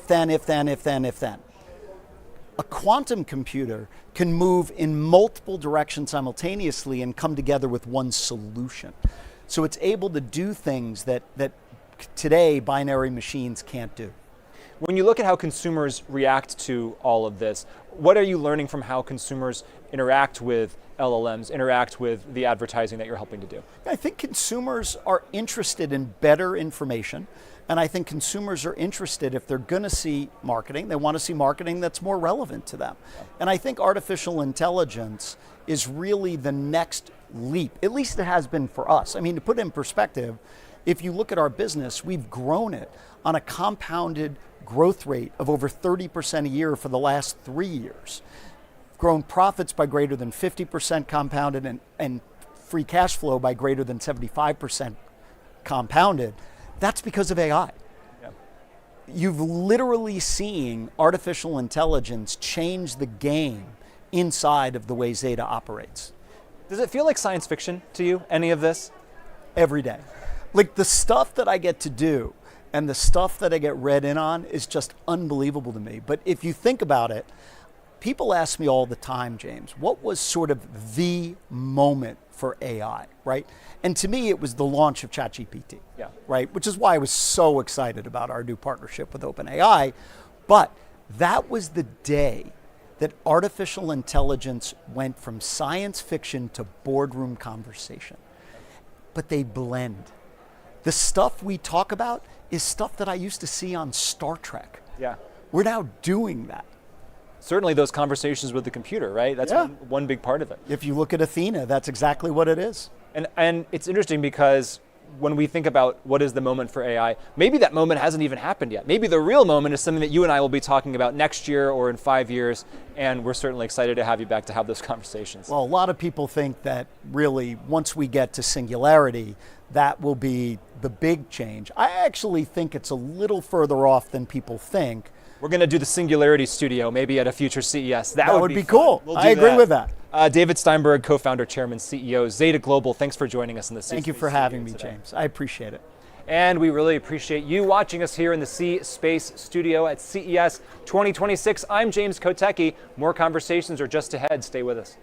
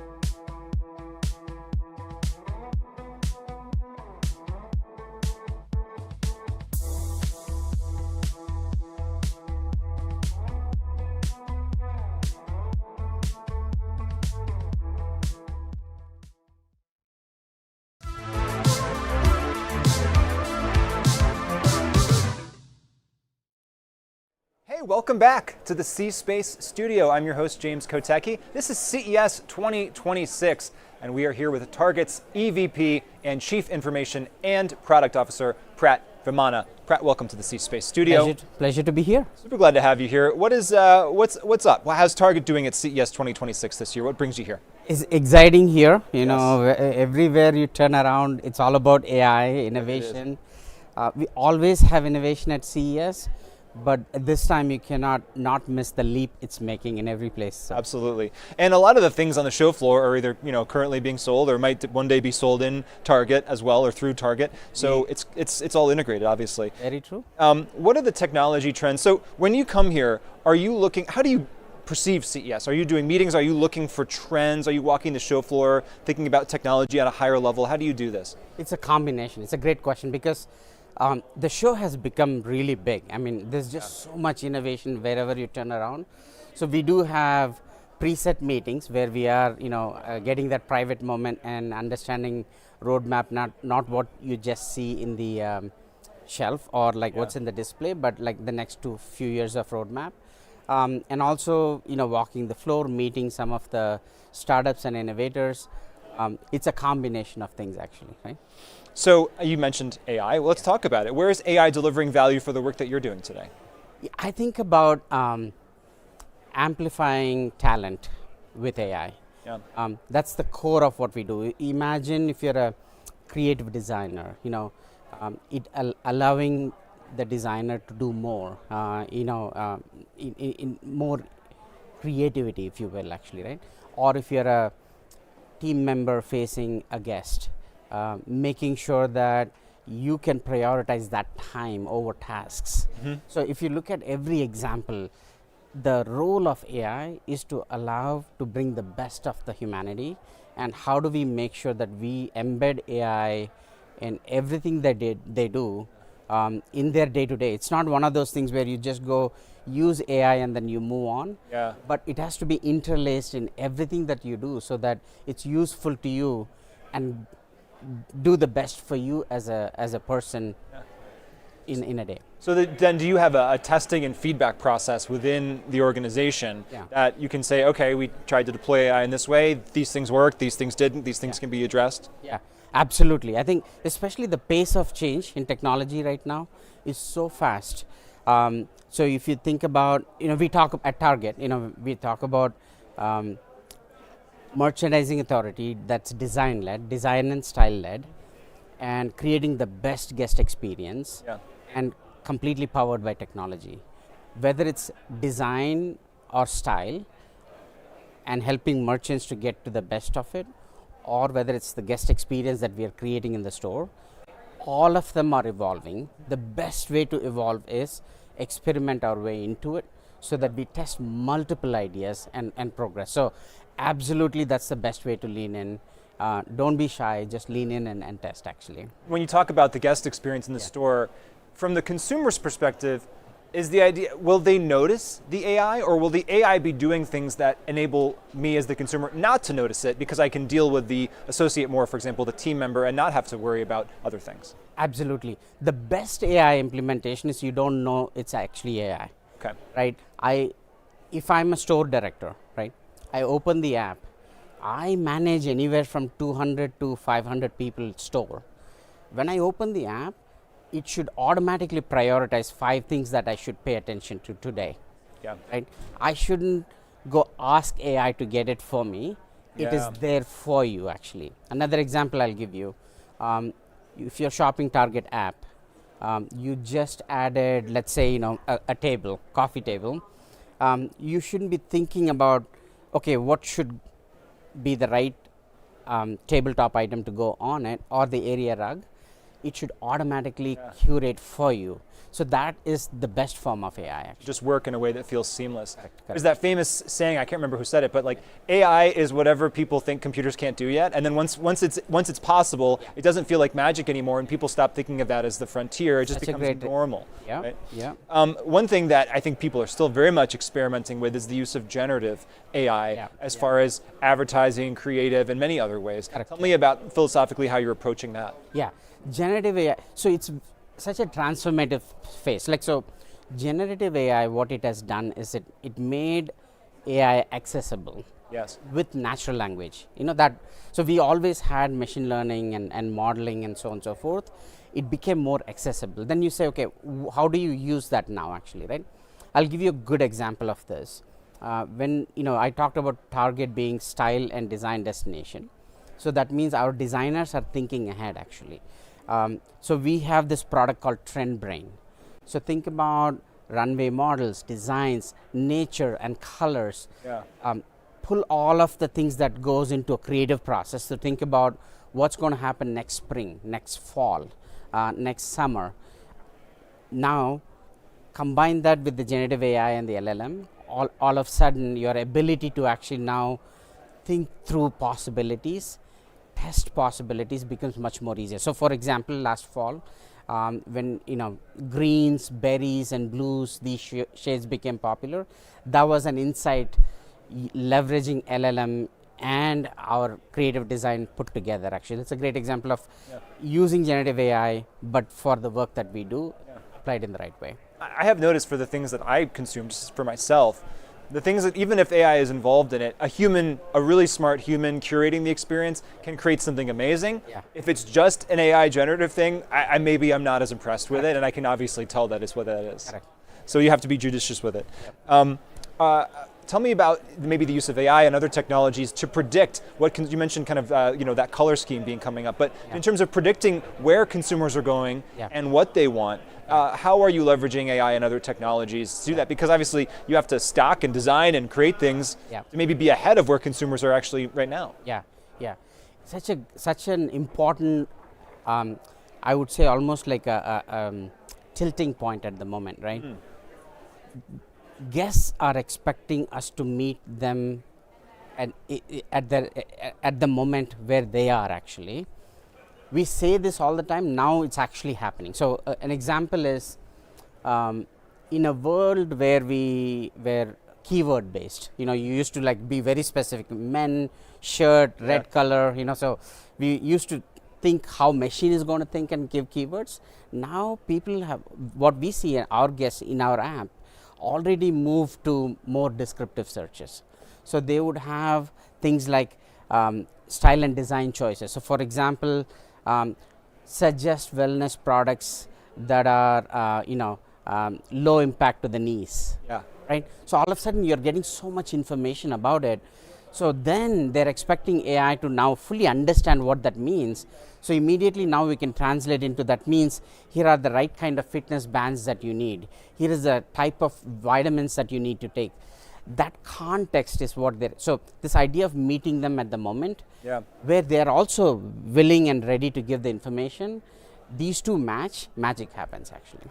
It sounds like personalization is a big aspect of this. Correct. And to be able to, are you using AI to kind of personalize the way that you communicate back to the customer or the guest as far as when you give them that answer? Correct. The word personalization is like, it has so many layers actually, right? So, but really it means that put me in the context and bring me the right things that I need at that moment that I need. That's relevant for me, Is there a technology or trend that you think more people should be obsessed with? Technology or a trend that more people should be obsessed with? I would think about this idea of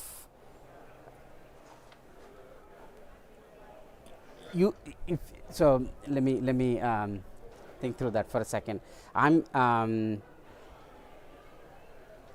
Because everyone talks about AI, right? Yeah. And so the idea is it AI overhyped? Is it underhyped? And so I think maybe I'm looking for an answer that's either not AI or thinking about AI maybe in a more nuanced way to think about where people should really be putting their focus, because it's hard to do that. Yeah, I think to me I would put the human element in the middle of it, right? Yeah.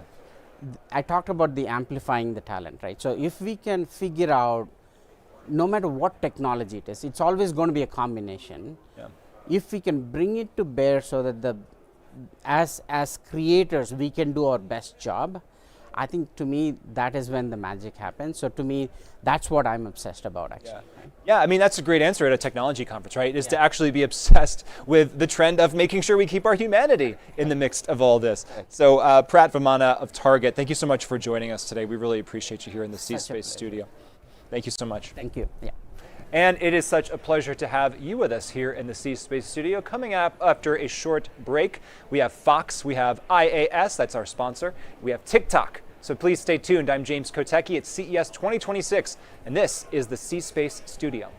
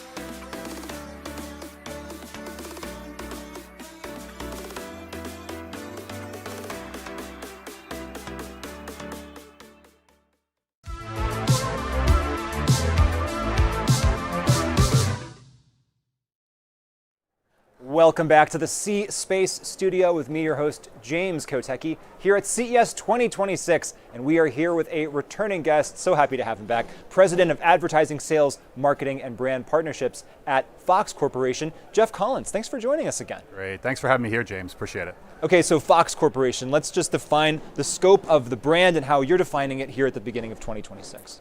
Yeah, I think, listen, we look at it largely through an advertiser's lens, right? Because that's our job. And what we hear repeatedly from advertisers is what Fox Corp represents to them is just the very best in world-class live sports, news, entertainment, and streaming. We have these amazing fandoms across all four of our different verticals.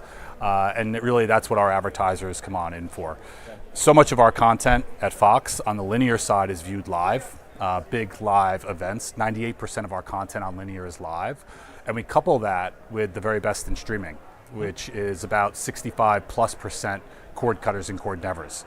So for our clients, what Fox really represents is this amazing opportunity to get scaled reach, but also incremental audiences for cord cutters and cord nevers. So I heard you say four things: sports, news, entertainment, and streaming. Yes. But all of those first three things could theoretically also be streaming. Right? Very true. Yes, exactly. Yeah. So then, what is the combination, or I know silo is probably not the right word, but like, how do those things interact then? So when you talk about those first three things, you're talking about linear television experiences. Then, am I correct? Yeah, exactly. We have world-class sports properties with Fox Sports, Fox News, and then Fox Entertainment on the broadcast side. Yeah. That's the part where very vast majority of that, 98%, is viewed live. And then of course in the streaming side, much of that is on demand, and Tubi is really what stands out there for us and allows us to, again, reach those incremental audiences we're not getting from live viewership. So how are you defining success right now? How are you measuring it, and how are you working towards it? Yeah, success for us, we're successful when our advertisers and our clients are successful. So in large part, we're blessed to have these amazing properties that perform incredibly well for our clients, and then being able to quantify that back for our clients. Technology has completely revolutionized how we can do that. And what's great is not only have we gotten a lot more technologically advanced using data and tech to measure campaign results, but our clients and our advertising agency partners have gotten a lot more advanced. So now we're able to really quantify the value of not just digital media, which traditionally was a little easier to quantify, but also traditional linear media and the value that that brings across full funnel metrics for all of our clients. So when we look at success, it's really being able to help our advertisers define success for them and really drive their business forward. When you talk about how much easier that kind of quantification is getting, do you see that trend even just year to year, like even from last year to this year when we talked? Do you see these significant leaps happening? Is it accelerating pretty quickly? Absolutely, and certainly AI has been an accelerant for both sides, for us and for our clients and for our advertising partners as well, and allowing us to do much quicker analysis of the data to be able to optimize in real time as opposed to providing post-campaign reporting like has historically happened with linear. So you can do the analysis, you can optimize in real time, and then you can make changes kind of on the fly? Is that exactly, how it works? And ultimately all of this just leads to better performance for our clients. How much is the human in the loop for those kind of real-time conversations? Because you think about the analogy of an autopilot in an airplane is like, sometimes it's better to just let the autopilot do its thing, and you actually, the best human decision is to kind of let the machine make those judgments. But how much is the human in the loop for some of the things that you're talking about? Yeah, the human is in the loop for any decision making that's actually happening, but we utilize the AI to do a lot of the analysis and be able to surface up results and recommendations to humans to be able to act upon, and to our clients to be able to act upon as well. Yeah. How about brand safety? Is AI helpful there too? Tremendously. Traditionally, brand safety was a pretty blunt instrument. You use keyword blocking. So if you had a sports article around a basketball game, the word shot, that whole article would be blocked because it would be perceived as being dangerous or violent relating to a gun violence, right? What AI has really done is allowed us to analyze context and the context of words as well as the context of videos in a much more effective way. So we're partnering with new partners like Mobian, who uses AI, particularly in the news space, to be able to take a look at the context of the actual content that we're putting on and understanding if that's going to be not only brand safe, but brand suitable for a lot of our clients. So that speaks to a world where the brand safety conversations are happening in real time, the advertising decisions are happening in real time, and then from an advertiser's perspective, what do they buy from a programmatic perspective in terms of what their expectation is? Is it like, I know you're going to insert me into the conversation at some point, but you can eventually, now or in the near future, trust that I'll be inserted at the right moment in that conversation. Is that fair to say? Yeah, exactly. That allows us to be able to really do dynamic ad insertion, where we can insert their ad into the right particular piece of context that's relevant for their creative message, right? So think food content for, say, a CPG product that's advertising a food product. How about influencers? How are influencers fitting into the mix for how you think about advertising? Yeah, at Fox Corp, we've made a tremendous amount of investment into creator-led partnerships and content over the course of the last year. I think we've probably been the most aggressive company out there. We've done it in each one of our different verticals. We've done it with Fox Sports, Fox News, Fox Entertainment, as well as on the Tubi side as well. We look at it sort of different by vertical because there's different benefits by vertical. If you take something like Fox Sports or Fox Entertainment, what creators and influencers do is allow us to really extend the value of our IP. We have these amazing moments, right? We broadcast these amazing moments, but now we could actually extend the conversation around those moments further into the future with influencers and with creators. That's sports and entertainment. On the Tubi side, if you think about them, they own the distribution and the platform. So bringing creators into that platform has allowed them to reach whole new audiences and expand the advertising audience base of Tubi. To really continue to be part of the conversation for a brand or an advertiser throughout the entire length of those moments, as those moments happen and then as they echo throughout the conversation. Advertisers want to be associated with the IP in the moment, but they also want to be part of the conversation after that. They also want to be able to reach those incremental audiences that we're able to provide with those platforms. So it's really a win for everybody. Do you think of what you're doing as building community? Is that a term that resonates? Oh, 100%. I mean, that's what Fox has always really historically done is, if you think about the different verticals we have, they're inherent to building passionate fans and communities. Yeah. Of course, everybody thinks of sports automatically, but Fox News has done an amazing job building a community of folks that are very passionate about the news and the news business. So these communities are not only important to us because they're super engaged in our content, but they're incredibly important to our advertisers because they're not only engaged in our content, but they're very engaged in the advertising as well. I'd also add to that media in general has become increasingly isolating, and we consume a lot of media on our own devices with algorithms that are designed for us. Yeah. Being able to reach communities when they come together to share passions together is more important for advertisers than ever before because so much other media is very isolating. One thing that we've talked about here in the C-Space studio over the years that I've done it is streaming and how streaming has evolved and how it's evolved with advertising. What's your sense of where we are right now in this evolution story and where we're going as far as advertising and streaming platforms? Yeah, I mean, first off, we've always been very proudly ad-supported, right? Tubi started as an ad-supported platform, so we've always believed that ads belong in the streaming space. The beauty of what happens within AVOD and within streaming is it opens up really the best of both worlds, where you're able to get all of the granular data optimizations that digital normally provides with the sight, sound, and motion that linear has historically provided. So it really provides full funnel opportunities for our clients to be able to plan campaigns across streaming.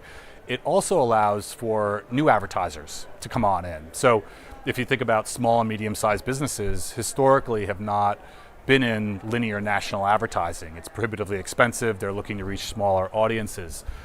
Ad-supported streaming allows them to reach those smaller audiences that are custom for those particular brands, thereby expanding our overall advertising base. I want to end our conversation by maybe synthesizing some of the different threads we've talked about: technology, community, isolation, bringing people together, with the concept of trust. Because trust is something that when people talk about media or just institutions generally, we see trust is going down, maybe. And people want to rebuild that and rekindle it, and we all obviously crave, I think, that. So tell me about your perception of how brands and advertisers can help to build and be part of that trust.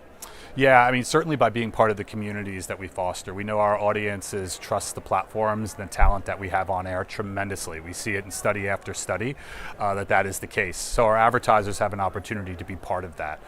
In terms of building advertiser trust ourselves, a lot of it just comes from being consistent with the results that we're able to deliver. And at Fox, again, we've been very blessed on a like-for-like basis. Out of the last 20 months, we're seeing 20 months of audience growth on every single month.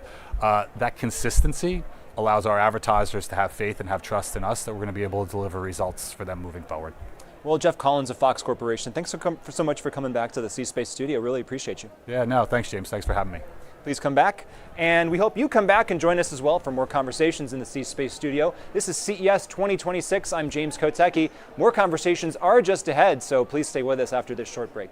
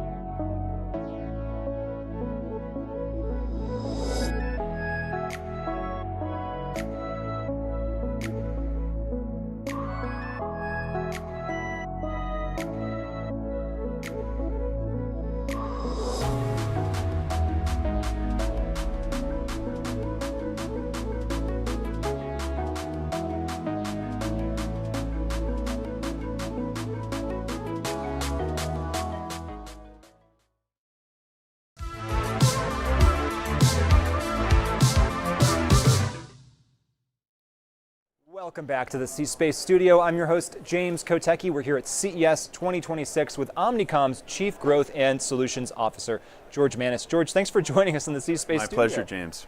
What does Omnicom, what does the brand mean here at the beginning of 2026? How do you define it? So first of all, this is a big year for us because this is not just CES, this is the coming out party for the new Omnicom. So it's a really big brand moment where we get to tell our story on stage tomorrow at our event, the Transformation Experience. So give us a little bit of a preview, maybe. Can you give us what is the story of that transformation? Yeah. So with the acquisition of IPG, we're now an organization of unmatched strength and scale, and that's more important than ever as our clients look to unlock growth in a completely different moment in marketing, one where large platforms have really come to dominate the ecosystem, and our clients more than ever need a partner with the strength of scale to compete and win in that environment.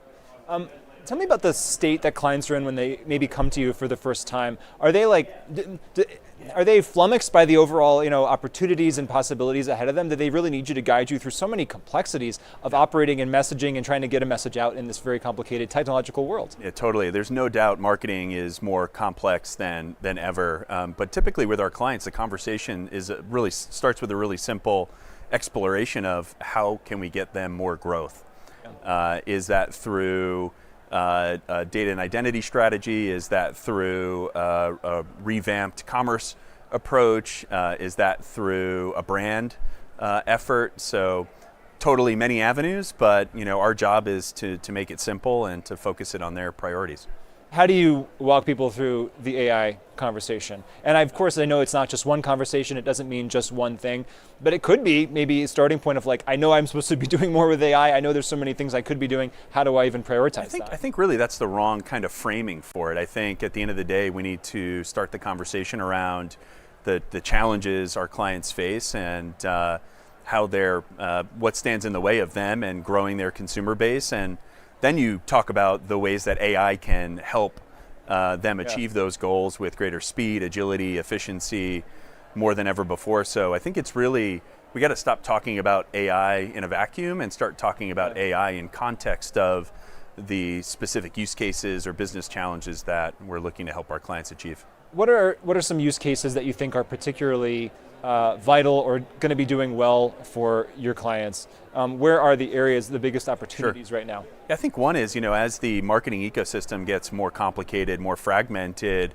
having an enhanced understanding of your consumers and then being able to reach them with precision at scale, I think is increasingly the foundation for modern marketing. And it's one of the reasons why with the acquisition of IPG and the integration of Acxiom, Real ID, we're now able to provide our clients with the largest identity graph in the industry to really build that foundation of precision that is so critical to everything else they want to achieve in modern marketing.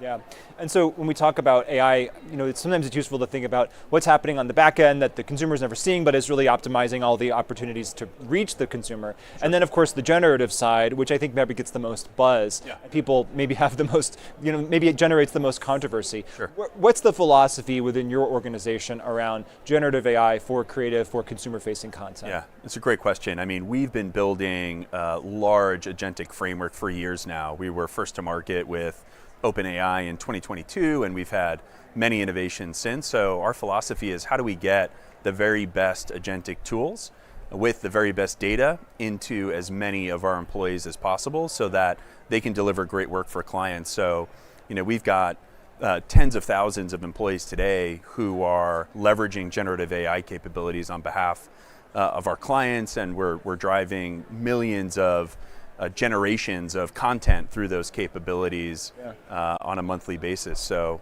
it's really about the empowerment of our teams on behalf of our clients. And whether that's writing a report or creating a video or whatever, tell me about the importance of the human still being there as that person's judgment and curation. So we're embracing and driving AI across the marketing lifecycle end to end. That's all aspects of all the work that our teams do, but ultimately that's all in service of supporting our teams and helping them free up headspace so that they can focus on more strategic tasks. So our approach to AI is human-centric in the sense that all of these tools are in service of supercharging the brilliant talent that we have at Omnicom. So as you look out at 2026, I know this is a big year for you. What do you hope we're talking about if you join me here again in 2027? What will you hope to be able to say about the year that just happened? Yeah, I think we're going to be talking a lot more about what we've achieved collectively with AI and stop talking about AI theoretically. We're very all much in the honeymoon phase of there's so many innovations and new additions, and we're certainly in this really exciting hype moment. And I think the trends at CES are always hype and then a much more practical application of these technologies for real life business use cases. So we try to balance both the hype and the grounded reality here in the C Space studio, and we really appreciate you being here with us to do that. I appreciate that. George Manis, Omnicom, thanks so much for joining us. Thank you, James. Appreciate it. And thank you so much for joining us here in the C Space studio at CES 2026. I am James Kotecki. More conversations are coming up after this short break.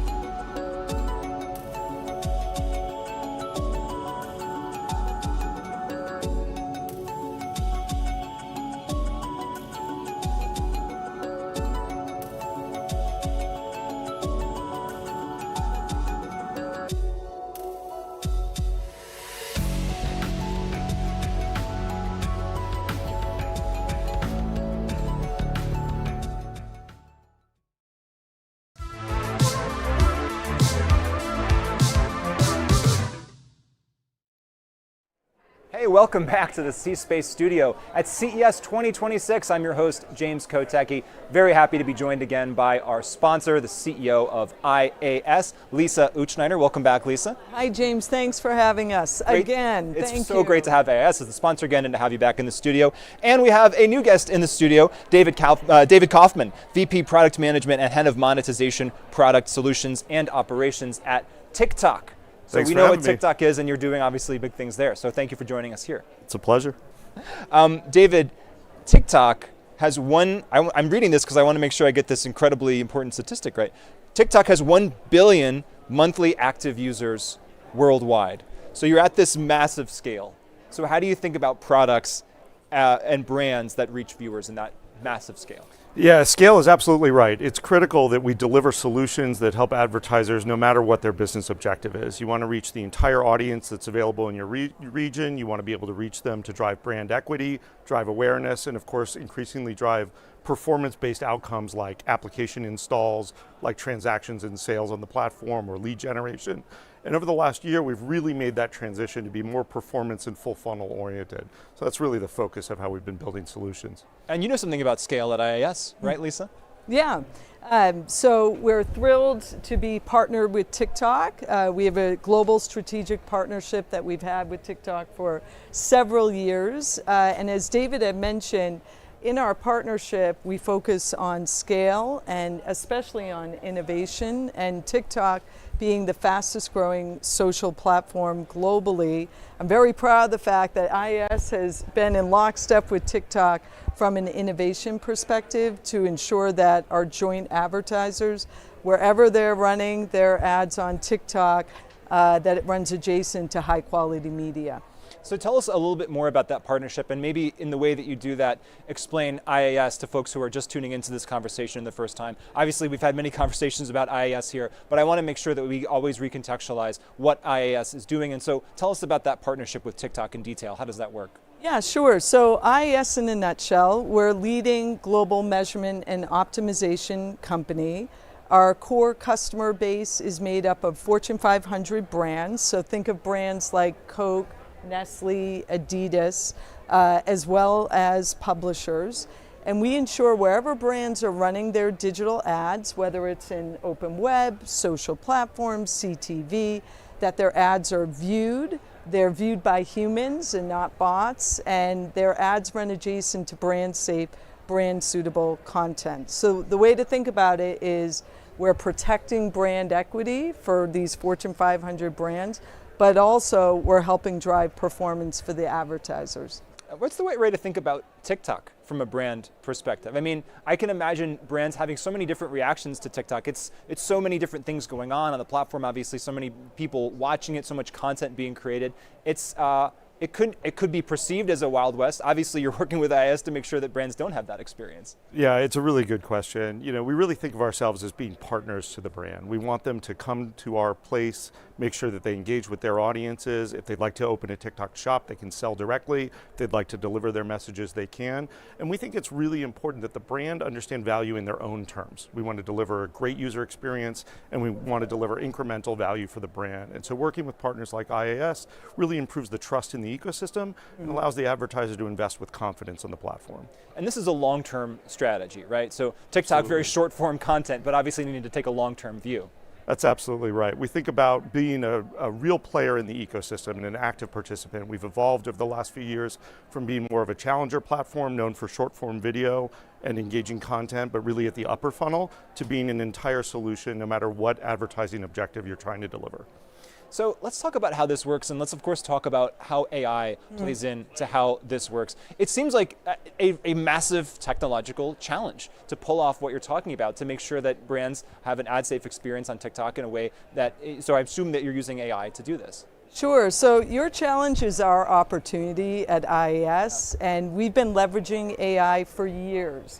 The majority of our products in our product roadmap backed by AI are sophisticated, differentiated technology that we're running on social platforms like TikTok is also powered by AI. And again, it's to ensure that wherever brands are running their ads in a highly engaged, user-generated social environment, that it's running adjacent to brand safe, brand suitable content. And when you take a look at the multimedia classification technology that we built, and actually TikTok was the first social platform to raise their hand to independent third-party verification providers like IAS, opened up the live feed and said, bring it on, IAS, build the tech. And you need that data to help train it and get it ready in the first place. That's right. And so I applaud TikTok for proactively raising their hand. We built the technology, and now it's running at global scale and highly accurate, highly sophisticated. I want to ask both of you about the potential tension or maybe just different goals of performance versus protection when it comes to what brand goals might be. And maybe they aren't so separate after all. David, how do you define what good looks like in that context? And do you see those two things as separate? I really don't see them as separate. I think they're inextricably linked. And one of the things is that, as I talked about earlier, the advertiser gets to define value and define how they want to measure that value and the kind of trust that they'd like to have verified in delivering their investment on the platform. And so the way we think about it, the entire platform is safe. We offer some premium brand solutions if you'd like to be adjacent to top publishers. We have a lot of user-generated content from our creator ecosystem. All of that comes together to deliver real business outcomes that you can measure however you want and verify with a rich partner ecosystem like IAS. Yeah, we see feedback from our brands is that protection and performance, they're complementary. And again, our working thesis that we're proving out every day is helping the brands ensure their ads are running in high quality media, which leads to driving higher ROI for the brands. Yeah, ROI and meaningful engagement in an era where there's so much pressure to maximize the dollars that you're spending, right? So we're looking forward to 2026 here at CES 2026 at the beginning of this year. What are the biggest opportunities that you both see for brands around creators, brand equity, growth, AI? There's so many different ways that brands can be thinking about all the different exciting things ahead of them. Where do you recommend folks look? And we'll start with you, David. Sure. I would really encourage people to think about speed and redeveloping their business to engage at the speed of culture and move with the trends of the moment, the creator ecosystem, and what's popular on the platform and across the internet. That's an area that's a huge opportunity, and we built a lot of tools that make it easier to invest in that way. And does that really mean that brands and the people who are, specifically the people who are at these brands, I assume there's probably no substitute for actually being on TikTok yourself if you want to understand and get a finger on the pulse of that culture, right? Well, I would certainly encourage everyone to be on TikTok, and that's a good way to understand what's happening. But we also build tools that surface the relevant content to our advertisers so they see exactly what's happening, have the ability to invest directly in it and embrace that speed. But I would make that comment beyond the platform itself. This is really about how AI has enhanced and disrupted the industry, and you have to be able to move fast in order to keep up. Lisa, same question to you. As we look at 2026, what are the biggest opportunities you think brands can embrace given all the technological change around us? Yeah, I would say to piggyback on David's point of speed, it's speed plus innovation. And when you take a look at the opportunity that AI brings to brands, for example, the multimedia classification tech that we built, we are now at a place where human detection, the human is literally removed from the technology. It's all automated, about 97, 98%. Of things like auto labeling, identifying appropriate or inappropriate content. What that's doing, it's fueling accuracy. Our tech is highly accurate and fueling innovation and velocity so that, again, the brands can drive higher performance with their investments. We only have a minute left in this conversation. We could obviously keep going. One word from each of you, something that you're excited about or the concept that you want to leave us with as we head into 2026. David? Innovation's a good word for it. This is a very disruptive year. Yeah, I would say it's hard to pick one word, but media quality fuels growth. Yes. You know what? You're the sponsor of the C-Space Studio. I'll give you 4 words. There's no problem at all. It's fine. Again, thank you, and I want to thank David from TikTok for our strategic partnership, and we are proud and honored to partner with TikTok and, again, innovate on behalf of the brand. So thank you for that. Great partnership on our side as well. Thank you. I love a good feeling. I love a good sentiment here in the C Space studio. Thank you so much for joining us. Lisa Uchneider, the CEO of our sponsor, IAS, and David Kaufman of TikTok. Thank you so much both for joining us here. Thank you. Thank you. And thank you so much for watching. This is the C Space studio at CES 2026. We're sponsored by IAS. My name is James Kotecki, and we have 3 more guests after this final break, so don't go anywhere. Stay tuned for conversations with Vizio, WPP Media, and Mars.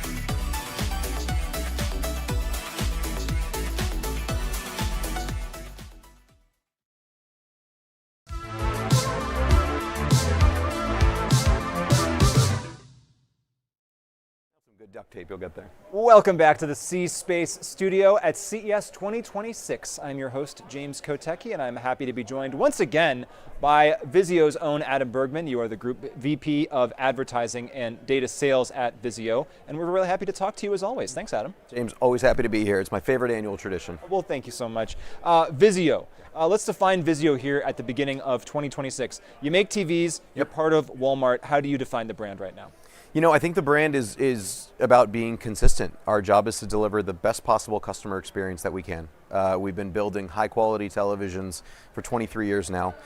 We are so dedicated and obsessed with the customer experience. You sit down, you want to find something to watch. Our job is to help navigate you through that search and discovery process. Here inside of Walmart, we're here to be enabled to continue delivering on those experiences. We now have the power of one of the most important enterprises in the world when it comes to customers and their shopping experiences. Creating connection between what happens in the living room, what happens in store, all that does is enhance customer success. So tell me a little bit about how that has played out. When we last chatted last year, the acquisition by Walmart was relatively new. Yeah. So tell me about what's happened over the last year in terms of how that integration has become more about, how that integration has happened. Yeah, well, you know, truthfully, year one was really about getting sort of the merchandising on the tracks. Walmart's number one priority, of course, is to deliver assortment in all product categories to our customers.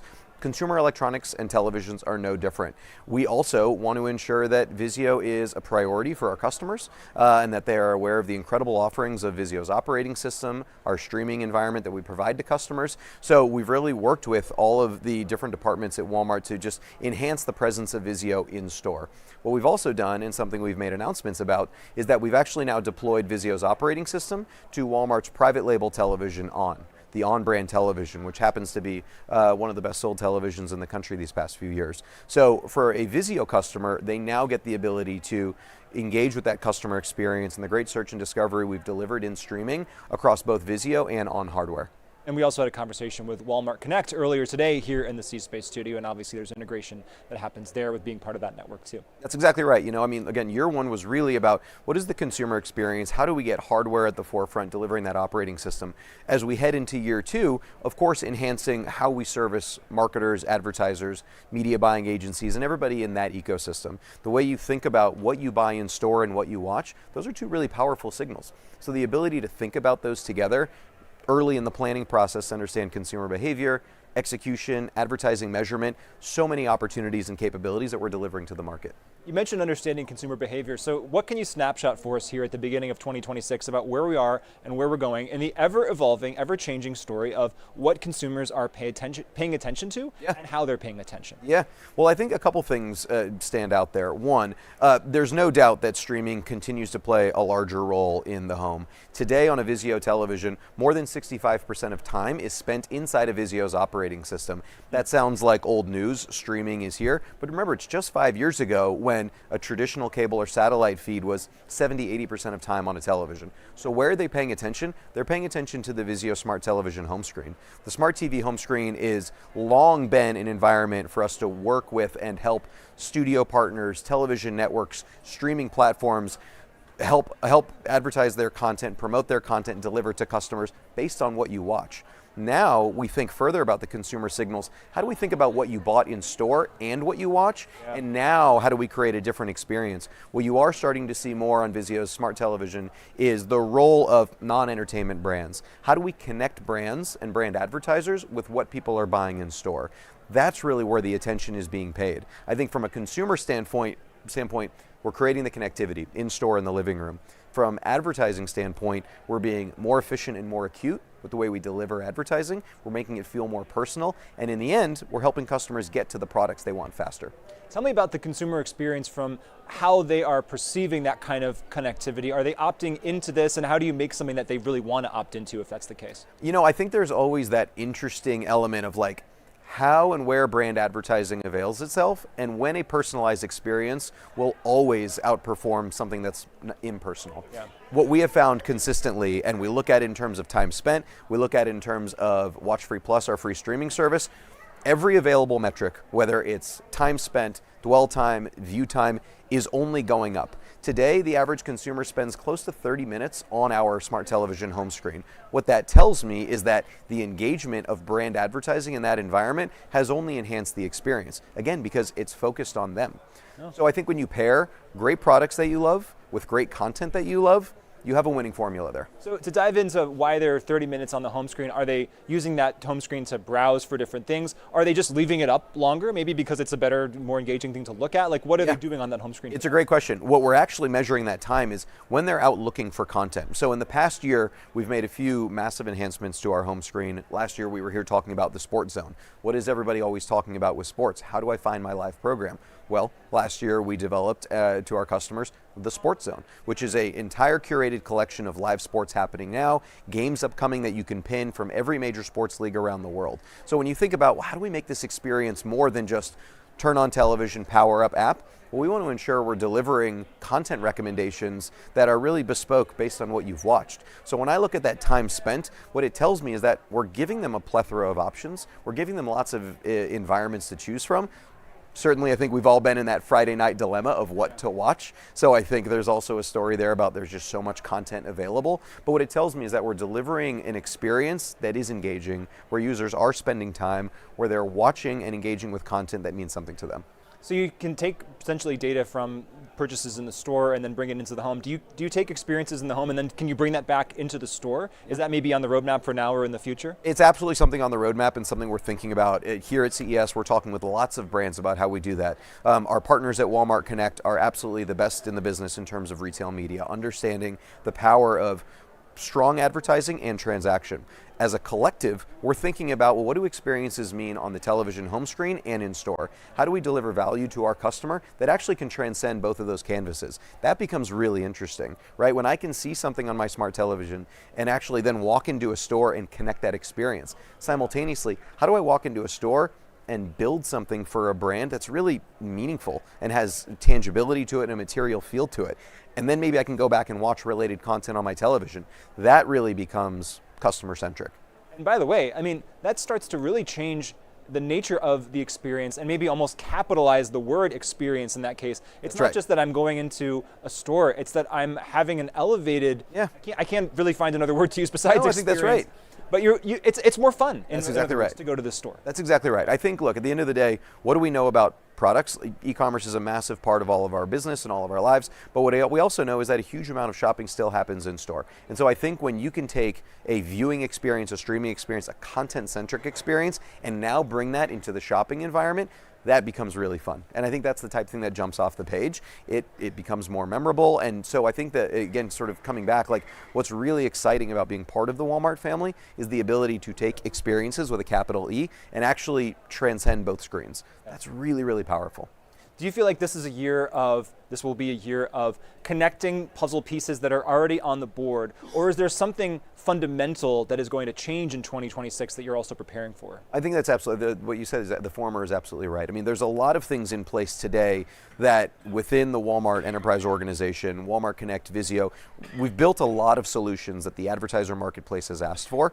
This year is really about adding that sophistication to it. And I think what the media buying community, the creative community is going to see is just an expansion of fantastic canvases from Vizio's branded content offerings, from our home screen offerings down into Walmart's retail media expertise. There is a connectivity there that will transcend the entire marketing funnel. And at the end of the day, it's built off really important relationships with real customers who turn on our televisions every day and walk into our stores every day. And do you think we are at a point now where we have the data that we need to do that? Is that still a piece, or is there a piece of that that's still missing, or that you wish you had more data for something, or do we have enough data to do what you're talking about? I mean, I would be unbelievably selfish if I said I think we need more data. What I will tell you is knowing what people are buying in store and shopping for on their mobile app, knowing what they're watching on their television, we have some powerful signals. There's always other rich data sets that we can use to bring into sort of our sphere and the way we think about our customer experience, but where we sit right now is in a really powerful position, and we're really excited about building for this year. When you're facing your own Friday night dilemma at home, do you think, it's happening to me too? It's happening to me too. Because you're a consumer as well, right? I absolutely am. How is all of this shape, your personal time in those moments? Do you think about those differently? I think about them constantly. Sometimes it's hard for me to turn on a television and not think about what's happening behind the scenes. You turn on the TV for after work, you're at work, right? I'm still at work, that's true. You know, hey, look, if watching television is my job, it's a pretty good gig to be in. Not too bad. Yeah, it's all right. Yeah. Adam Bergman of Vizio, thanks for coming back to the C-Space studio, and we hope to continue our conversations with you here. James, always appreciate it. And we always appreciate you watching us here in the C-Space studio. This is CES 2026. I'm James Kotecki, coming right back to you after this short break.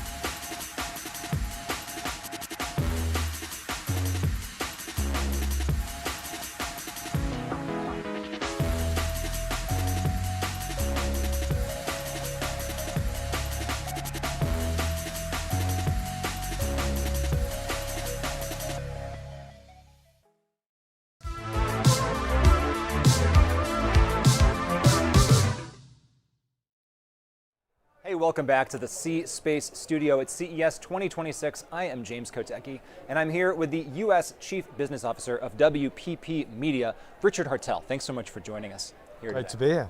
Okay, WPP Media, I always love to give people an opportunity to define their brands and what they mean here at the beginning of 2026. So define WPP Media for us and the scope of what you're doing. Well, WPP Media is one of the largest media companies in the world. Serve our clients to help them grow their business through media, but really beyond just media. How do we help them in their marketing and their business overall? And how do we help them transform and change, right? Every single one of our clients is undergoing constant transformation. So there is the day-to-day delivery of what they do, but it's how do we help them transform and evolve and grow their business. And how much of your day is talking about AI in some capacity? Is it just overwhelming the entire conversation about what's going on right now? Yeah, also most of my sleep time, I feel like intrudes into that. Yes. So then how do those conversations go, tell me? What can you tell us about the trends that you can pick up from the conversations that you have? Where are brands right now and how are you advising them to move forward? Yeah, I mean, I think brands are on a spectrum. There's some brands who are quite advanced in this space. We work with Google's one of our clients, and you'd imagine they're pretty advanced. A thing or two about that. They know their stuff. And then you've got some clients who are sort of dipping their toes in the water and starting to do it. And then you've still got some clients who are somewhat skeptical about the whole thing. So they are on a spectrum, and it's about how you take them through that journey and help them understand the benefits. Is it possible that the skepticism is warranted in some way? Because I mean, I've had these conversations for 9 years here in the C Space Studio. We've talked about AI for many of them, and I can see trends as we go through the years as far as the overall hype around this, and then kind of the pullback. And do we still need to get humans in the loop here? And we want to accentuate that. So, do you see some of that? Where do you think we are on the hype cycle right now overall? I mean, there's that, I can't remember who said it, but there's that phrase that people tend to overestimate the impact in the short term, but underestimate it in the long term. I think there is possibly an opposite going on there. There's some people who kind of actually think that it's less than it is. There's some people who think there's way, way more than it is. But it will definitely have an impact on all our businesses. There's no doubt at all. I think there is a question mark about the speed in which it can drive efficiency inside businesses, and there is a lack of understanding about how it can also contribute not just to efficiency but to growth and effectiveness of those businesses. There's too much focus, I think, on the efficiency side of the business, and I think there's too much expectation that's going to come tomorrow. And I think there should be more focus on the growth and effectiveness side of it. What would be some of the ways that would actually manifest if people were to put the focus in the right place on growth, as you say? How would people maybe act or think about AI differently in that case? In terms of how they build their products and services for their consumers, about how they use AI to predict what a consumer needs next, to build more suitable products and services for those customers, and be able to communicate those in more interesting ways. Advertising is one way of doing marketing. What I hope is that AI can develop new ways of thinking about marketing, build new ecosystems around marketing, to go beyond just the ways of potentially just intrusive advertising, for example. What you're talking about, I think, is a very thoughtful approach. And I wonder if that's in tension with something that you just mentioned, which is the urge to be fast, the urge to do it speedily and efficiently as possible. Do you see that tension, and is that why it's sometimes challenging for folks to have that maybe advanced view? But speed is not a bad thing. Speed, obviously, there is a benefit to speed through efficiency and faster work, therefore less people need to do it, therefore you can save money. But there's also a benefit in terms of I can react to culture more quickly. Yeah.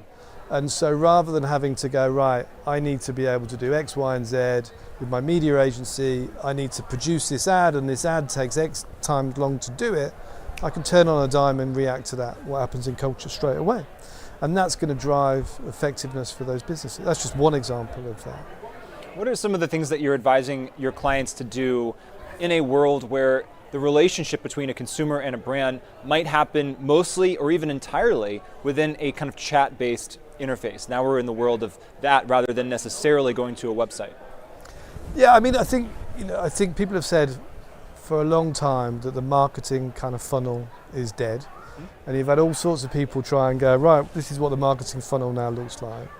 I think it's totally dead in the old sense. I think it's much more about a flywheel, right? So if you think about it in terms of the speed in which in a chat-related world or any AI-related world, where people can go from discovery to shop in a nanosecond, how do you create a flywheel that builds that in the most efficient and effective way for clients? And that's building with clients and building with partners. It's not relying upon, I use this set of disciplines and partners to go through the funnel. It's how do you actually build an ecosystem in partnership with your client, with the partners in the business, to be able to build that effective flywheel. How about generative AI? I would love to get a snapshot from you on how good it is right now, how good it might become in the near future, and how integrated that is into the work that you're doing. Yeah, I mean, we work with all the major LLMs and generative AI companies. We've just signed a $400 million deal with Google as one example of that. And so our generative AI is, as the foundational layer, is as good as anywhere in the business, and that acts as the foundational layer. But it's the most important thing is what you build on top of that, right? So we've codified. WPP is a decades-old company, so it has decades of expertise and capability and understanding, plus a mountain of data, quintillions of data points that we collect from interactions that we have and the partnerships that we have, to be able to codify all of that into that generative AI model to be able to build capabilities on top of that. So on top of that, we're building agents that talk to one another, that start to connect media and creative and production and commerce, all in a very, very kind of real-time way. And so, that is our main focus in what we're doing. How much autonomy do you give agents, or how, in your definition of the word agent, how autonomous are these things, and how much is a human ultimately creating the decision? Well, definitely not autonomous, right? Because I think we're still in a stage where 100% humans are still very much in the loop.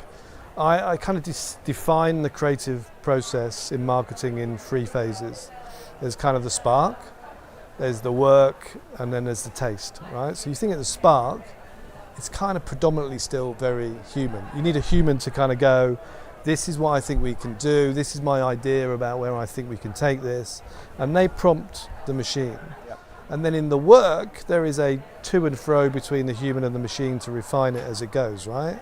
And that, like in any kind of creative process, it's like, do this, I like this, do this instead, and refine that. When you look at 30-second films that we create using generative AI, there are reams and reams and reams of prompts that go underneath that. And at the moment, it's still very, very human driven. And then the last part is the taste, right? You still need a human to go, that's the one that's good, that's no good, right? Yes. I'm not putting that out into the world. Yeah.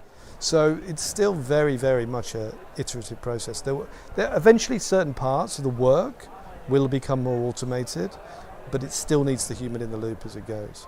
And do you see human taste, consumer taste, evolving in an AI world where some people might have a backlash against, oh, that commercial was created with Gen AI, there's an uncanny valley there, I don't like it. But then, I mean, as this thing gets better and better, I've found myself unironically enjoying stuff that I found out was AI, and it kind of made me feel a little strange at first, but then I was like, well, actually, I still like this. It's still something that I'm actually entertained by. Yeah, I do think some of it will evolve.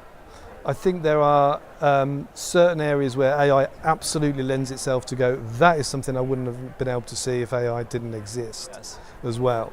So I think sometimes when AI is trying to replicate something which would be better if it was more human, then I do think people will go, no, that's off.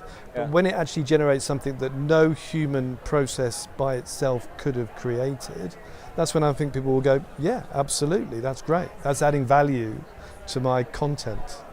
As we come to the close of this conversation, what's something that you're really excited about for 2026? It's a single word or phrase. Single word or phrase. Well, I think that how we continue to build our WPP Open out and start to see how that changes the workflow. If I use a single word or phrase, this is quite a nerdy thing. Please, you're at CES, come on. There is a phrase, so there's a tech thing that I go that's really interesting. It's called Gaussian splatting. Yes. And Gaussian splatting is the conversion of CGI and AI, and how we're starting to see those two areas converge, how we're starting to be able to take 2D imagery and turn that into 3D and even 4D kind of concepts.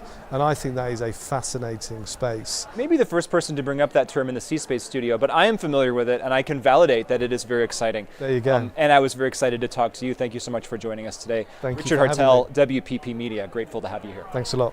Thanks. And we're grateful to you for watching us here in the C-Space studio. I'm at CES 2026. My name is James Kotecki, and there's more coming after this short break.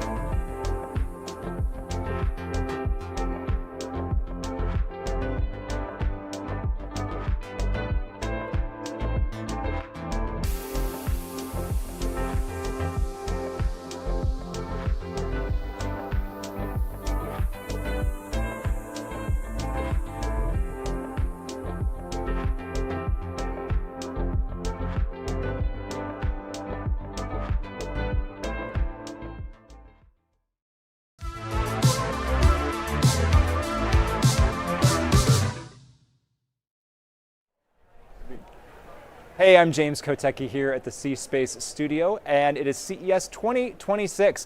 And joining us is Mars's Chief Brand Officer, Rankin Carroll. Thanks so much for joining us here. Great to meet you. Great to be here. So anybody who loves candy loves Mars, but tell us about the overall scope of what Mars is up to. There's pet food, obviously, that I don't think some people are aware of, but that's a huge part of your business. Yeah. What's the scope of what you're doing, I think I should ask, at Mars as the Chief Brand Officer? Well, as a company, we're across a few categories, as you mentioned, pet care in totality, because it's food, but it's also services businesses, veterinary hospitals.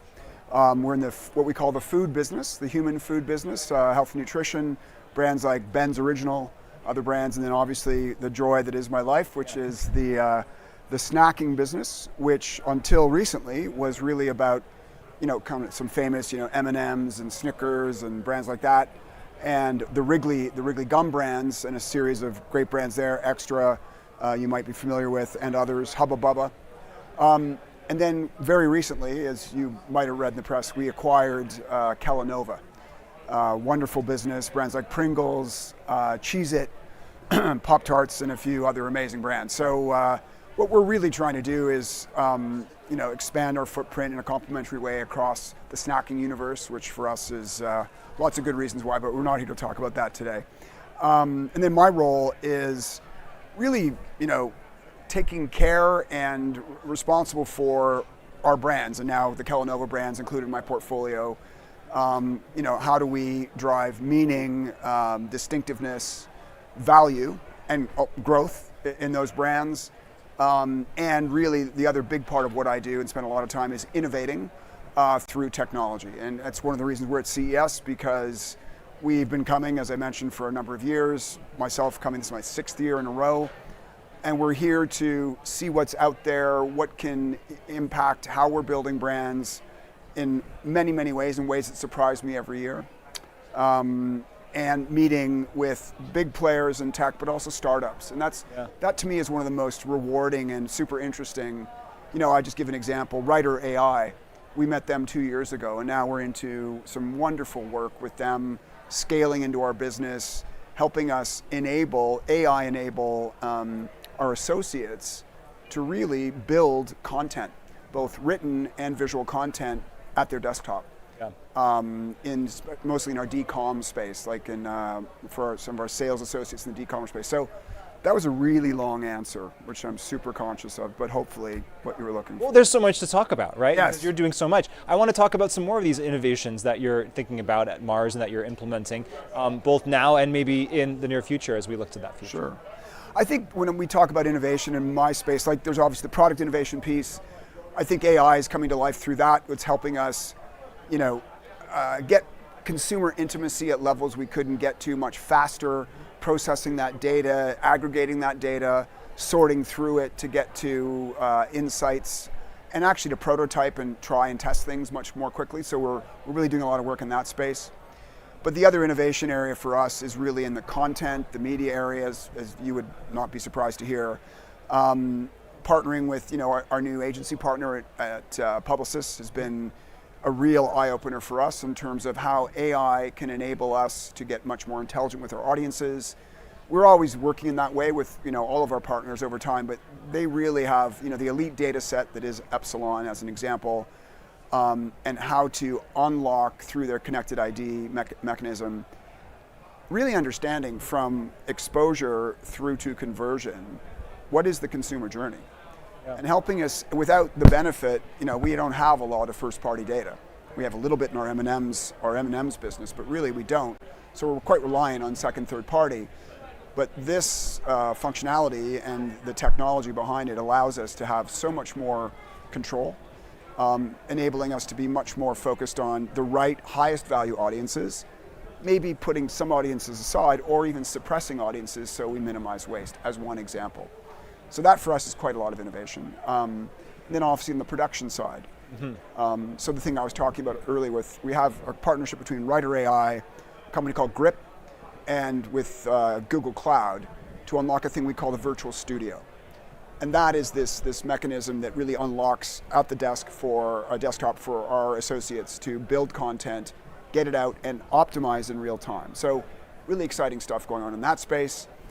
And now we're just here to learn about what's possible, what's next level, and probably speak to a lot of non-like industries.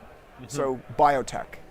I love going to see what's going on in biotech and seeing what they're doing with chips and data, and how Jensen talks a lot about all the work they're doing in that space, and that's where the real innovation is. And I think we can learn a lot about innovation from companies like that.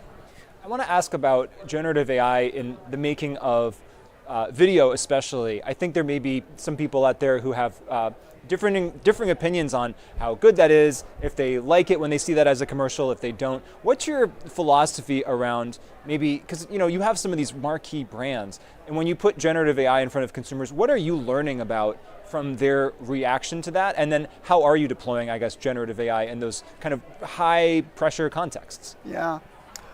I mean, first of all, I'll start by saying we are ultra responsible. As a company that is private, where there are people named Mars, family members who are walking around the business, that you're very conscious of that responsibility, and you're a custodian of a brand. So there's just an aspect that's quite different. We think in generations, not quarters.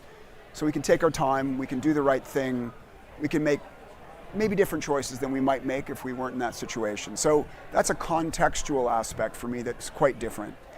That leads us to our 5 principles, really important. And one of the key, beyond quality, which is our first principle, but responsibility and mutuality. So those two things come together in the context of, we take the responsibility to protect our consumers, our brands. So when we're entering into worlds of new technology and AI, we take that very seriously. So I just highlight that as a context point. Now, that said, technology's been impacting production for 100 years.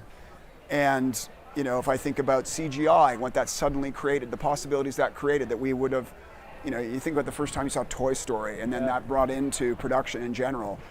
Well, that was magic. At that time, that was an impossible thing, and you were seeing things that you'd never seen before. So I look at AI in production, I think it's not that different. It's just finding, because what we still believe fundamentally, and I think this is important, principally, we start with human capability, human talent, people, followed by creativity. Those things together are the beginning. Technology is an enabler. So we start with the consumer, the consumer and their pain points, their needs, apply the capability of our talent and our agency talent, our creative talent, externally, internally, and then the AI is the multiplier. So I think we can sleep at night feeling good about, we don't imagine a world, and we actually don't want a world, where the goal is not to get rid of the human element. It's the primary element. And we are, creativity isn't coded. Creativity, and because AI can look back and replicate, I haven't yet seen it able to create new, fresh ideas that you've never seen before. Maybe I haven't seen enough, but so I think human creativity is critical. You mentioned that you don't think in quarters, you think in generations, and there's 2 really important generations that a lot of brands are trying to target, Gen Alpha and Gen Z. How do you think about those generations? Do you see, what fundamental differences do you see there, and then what are you doing to address that? Yeah, well listen, I just started the very basic one where, how they consume content, media, is changed utterly. And so we've shifted our media mix over the years quite dramatically and almost turned it upside down, and more it's about being relevant. So where do we need to be relevant, and therefore what does that mean for our content? Reminding ourselves that our fundamental belief is we need to build brands with meaning, distinctiveness, that are salient. Well, the first 2 have been principles of our brand building that we're quite proud of for 100 years or more. And then the salience piece is about how you are relevant in the context where your consumers are. So how do we meet consumers where they are? How does technology enable us to do that more effectively, efficiently? And so it's had a huge impact on our media. And now it's starting to have an impact on how we think about building content. Open the door to influencers, creators, knowing that, and there's been a lot of talk about this, and I agree with it, which is fundamentally, brands are not as trusted as they used to be. And people are looking for their communities, be it personal, close communities, wide communities or influencers to give them advice. So how do we enable safely the handing over of our brands to these communities and open them up to co-creation? Because the other thing I'll talk about, so that's probably not very helpful, is we're trying to do it in a way, the other thing about these generations is they expect personalization. Yeah. And not only expect, they demand it. And they expect great brands to, within the bounds of privacy and what they want to share, to use that information to make the offering relevant, to make the content relevant, to make the experiences relevant and valuable. Do you merit their time and money? And if you're earning your right to that through the experience you're creating, I think that's part of the trick. And I think AI can play a huge role in unlocking that. Well, thank you for bringing your insights to us today in the C Space studio. Rankin Carroll, Chief Brand Officer of Mars. Really appreciate you. Amazing. Thank you. And thank you so much for joining us for today's interviews. That is it for day 1 with us here in the C Space studio, but there is a day 2, so make sure you come back tomorrow and see everything we have in store for you. This is CES 2026. I am James Kotecki in the C Space studio. Thanks for joining. See you soon.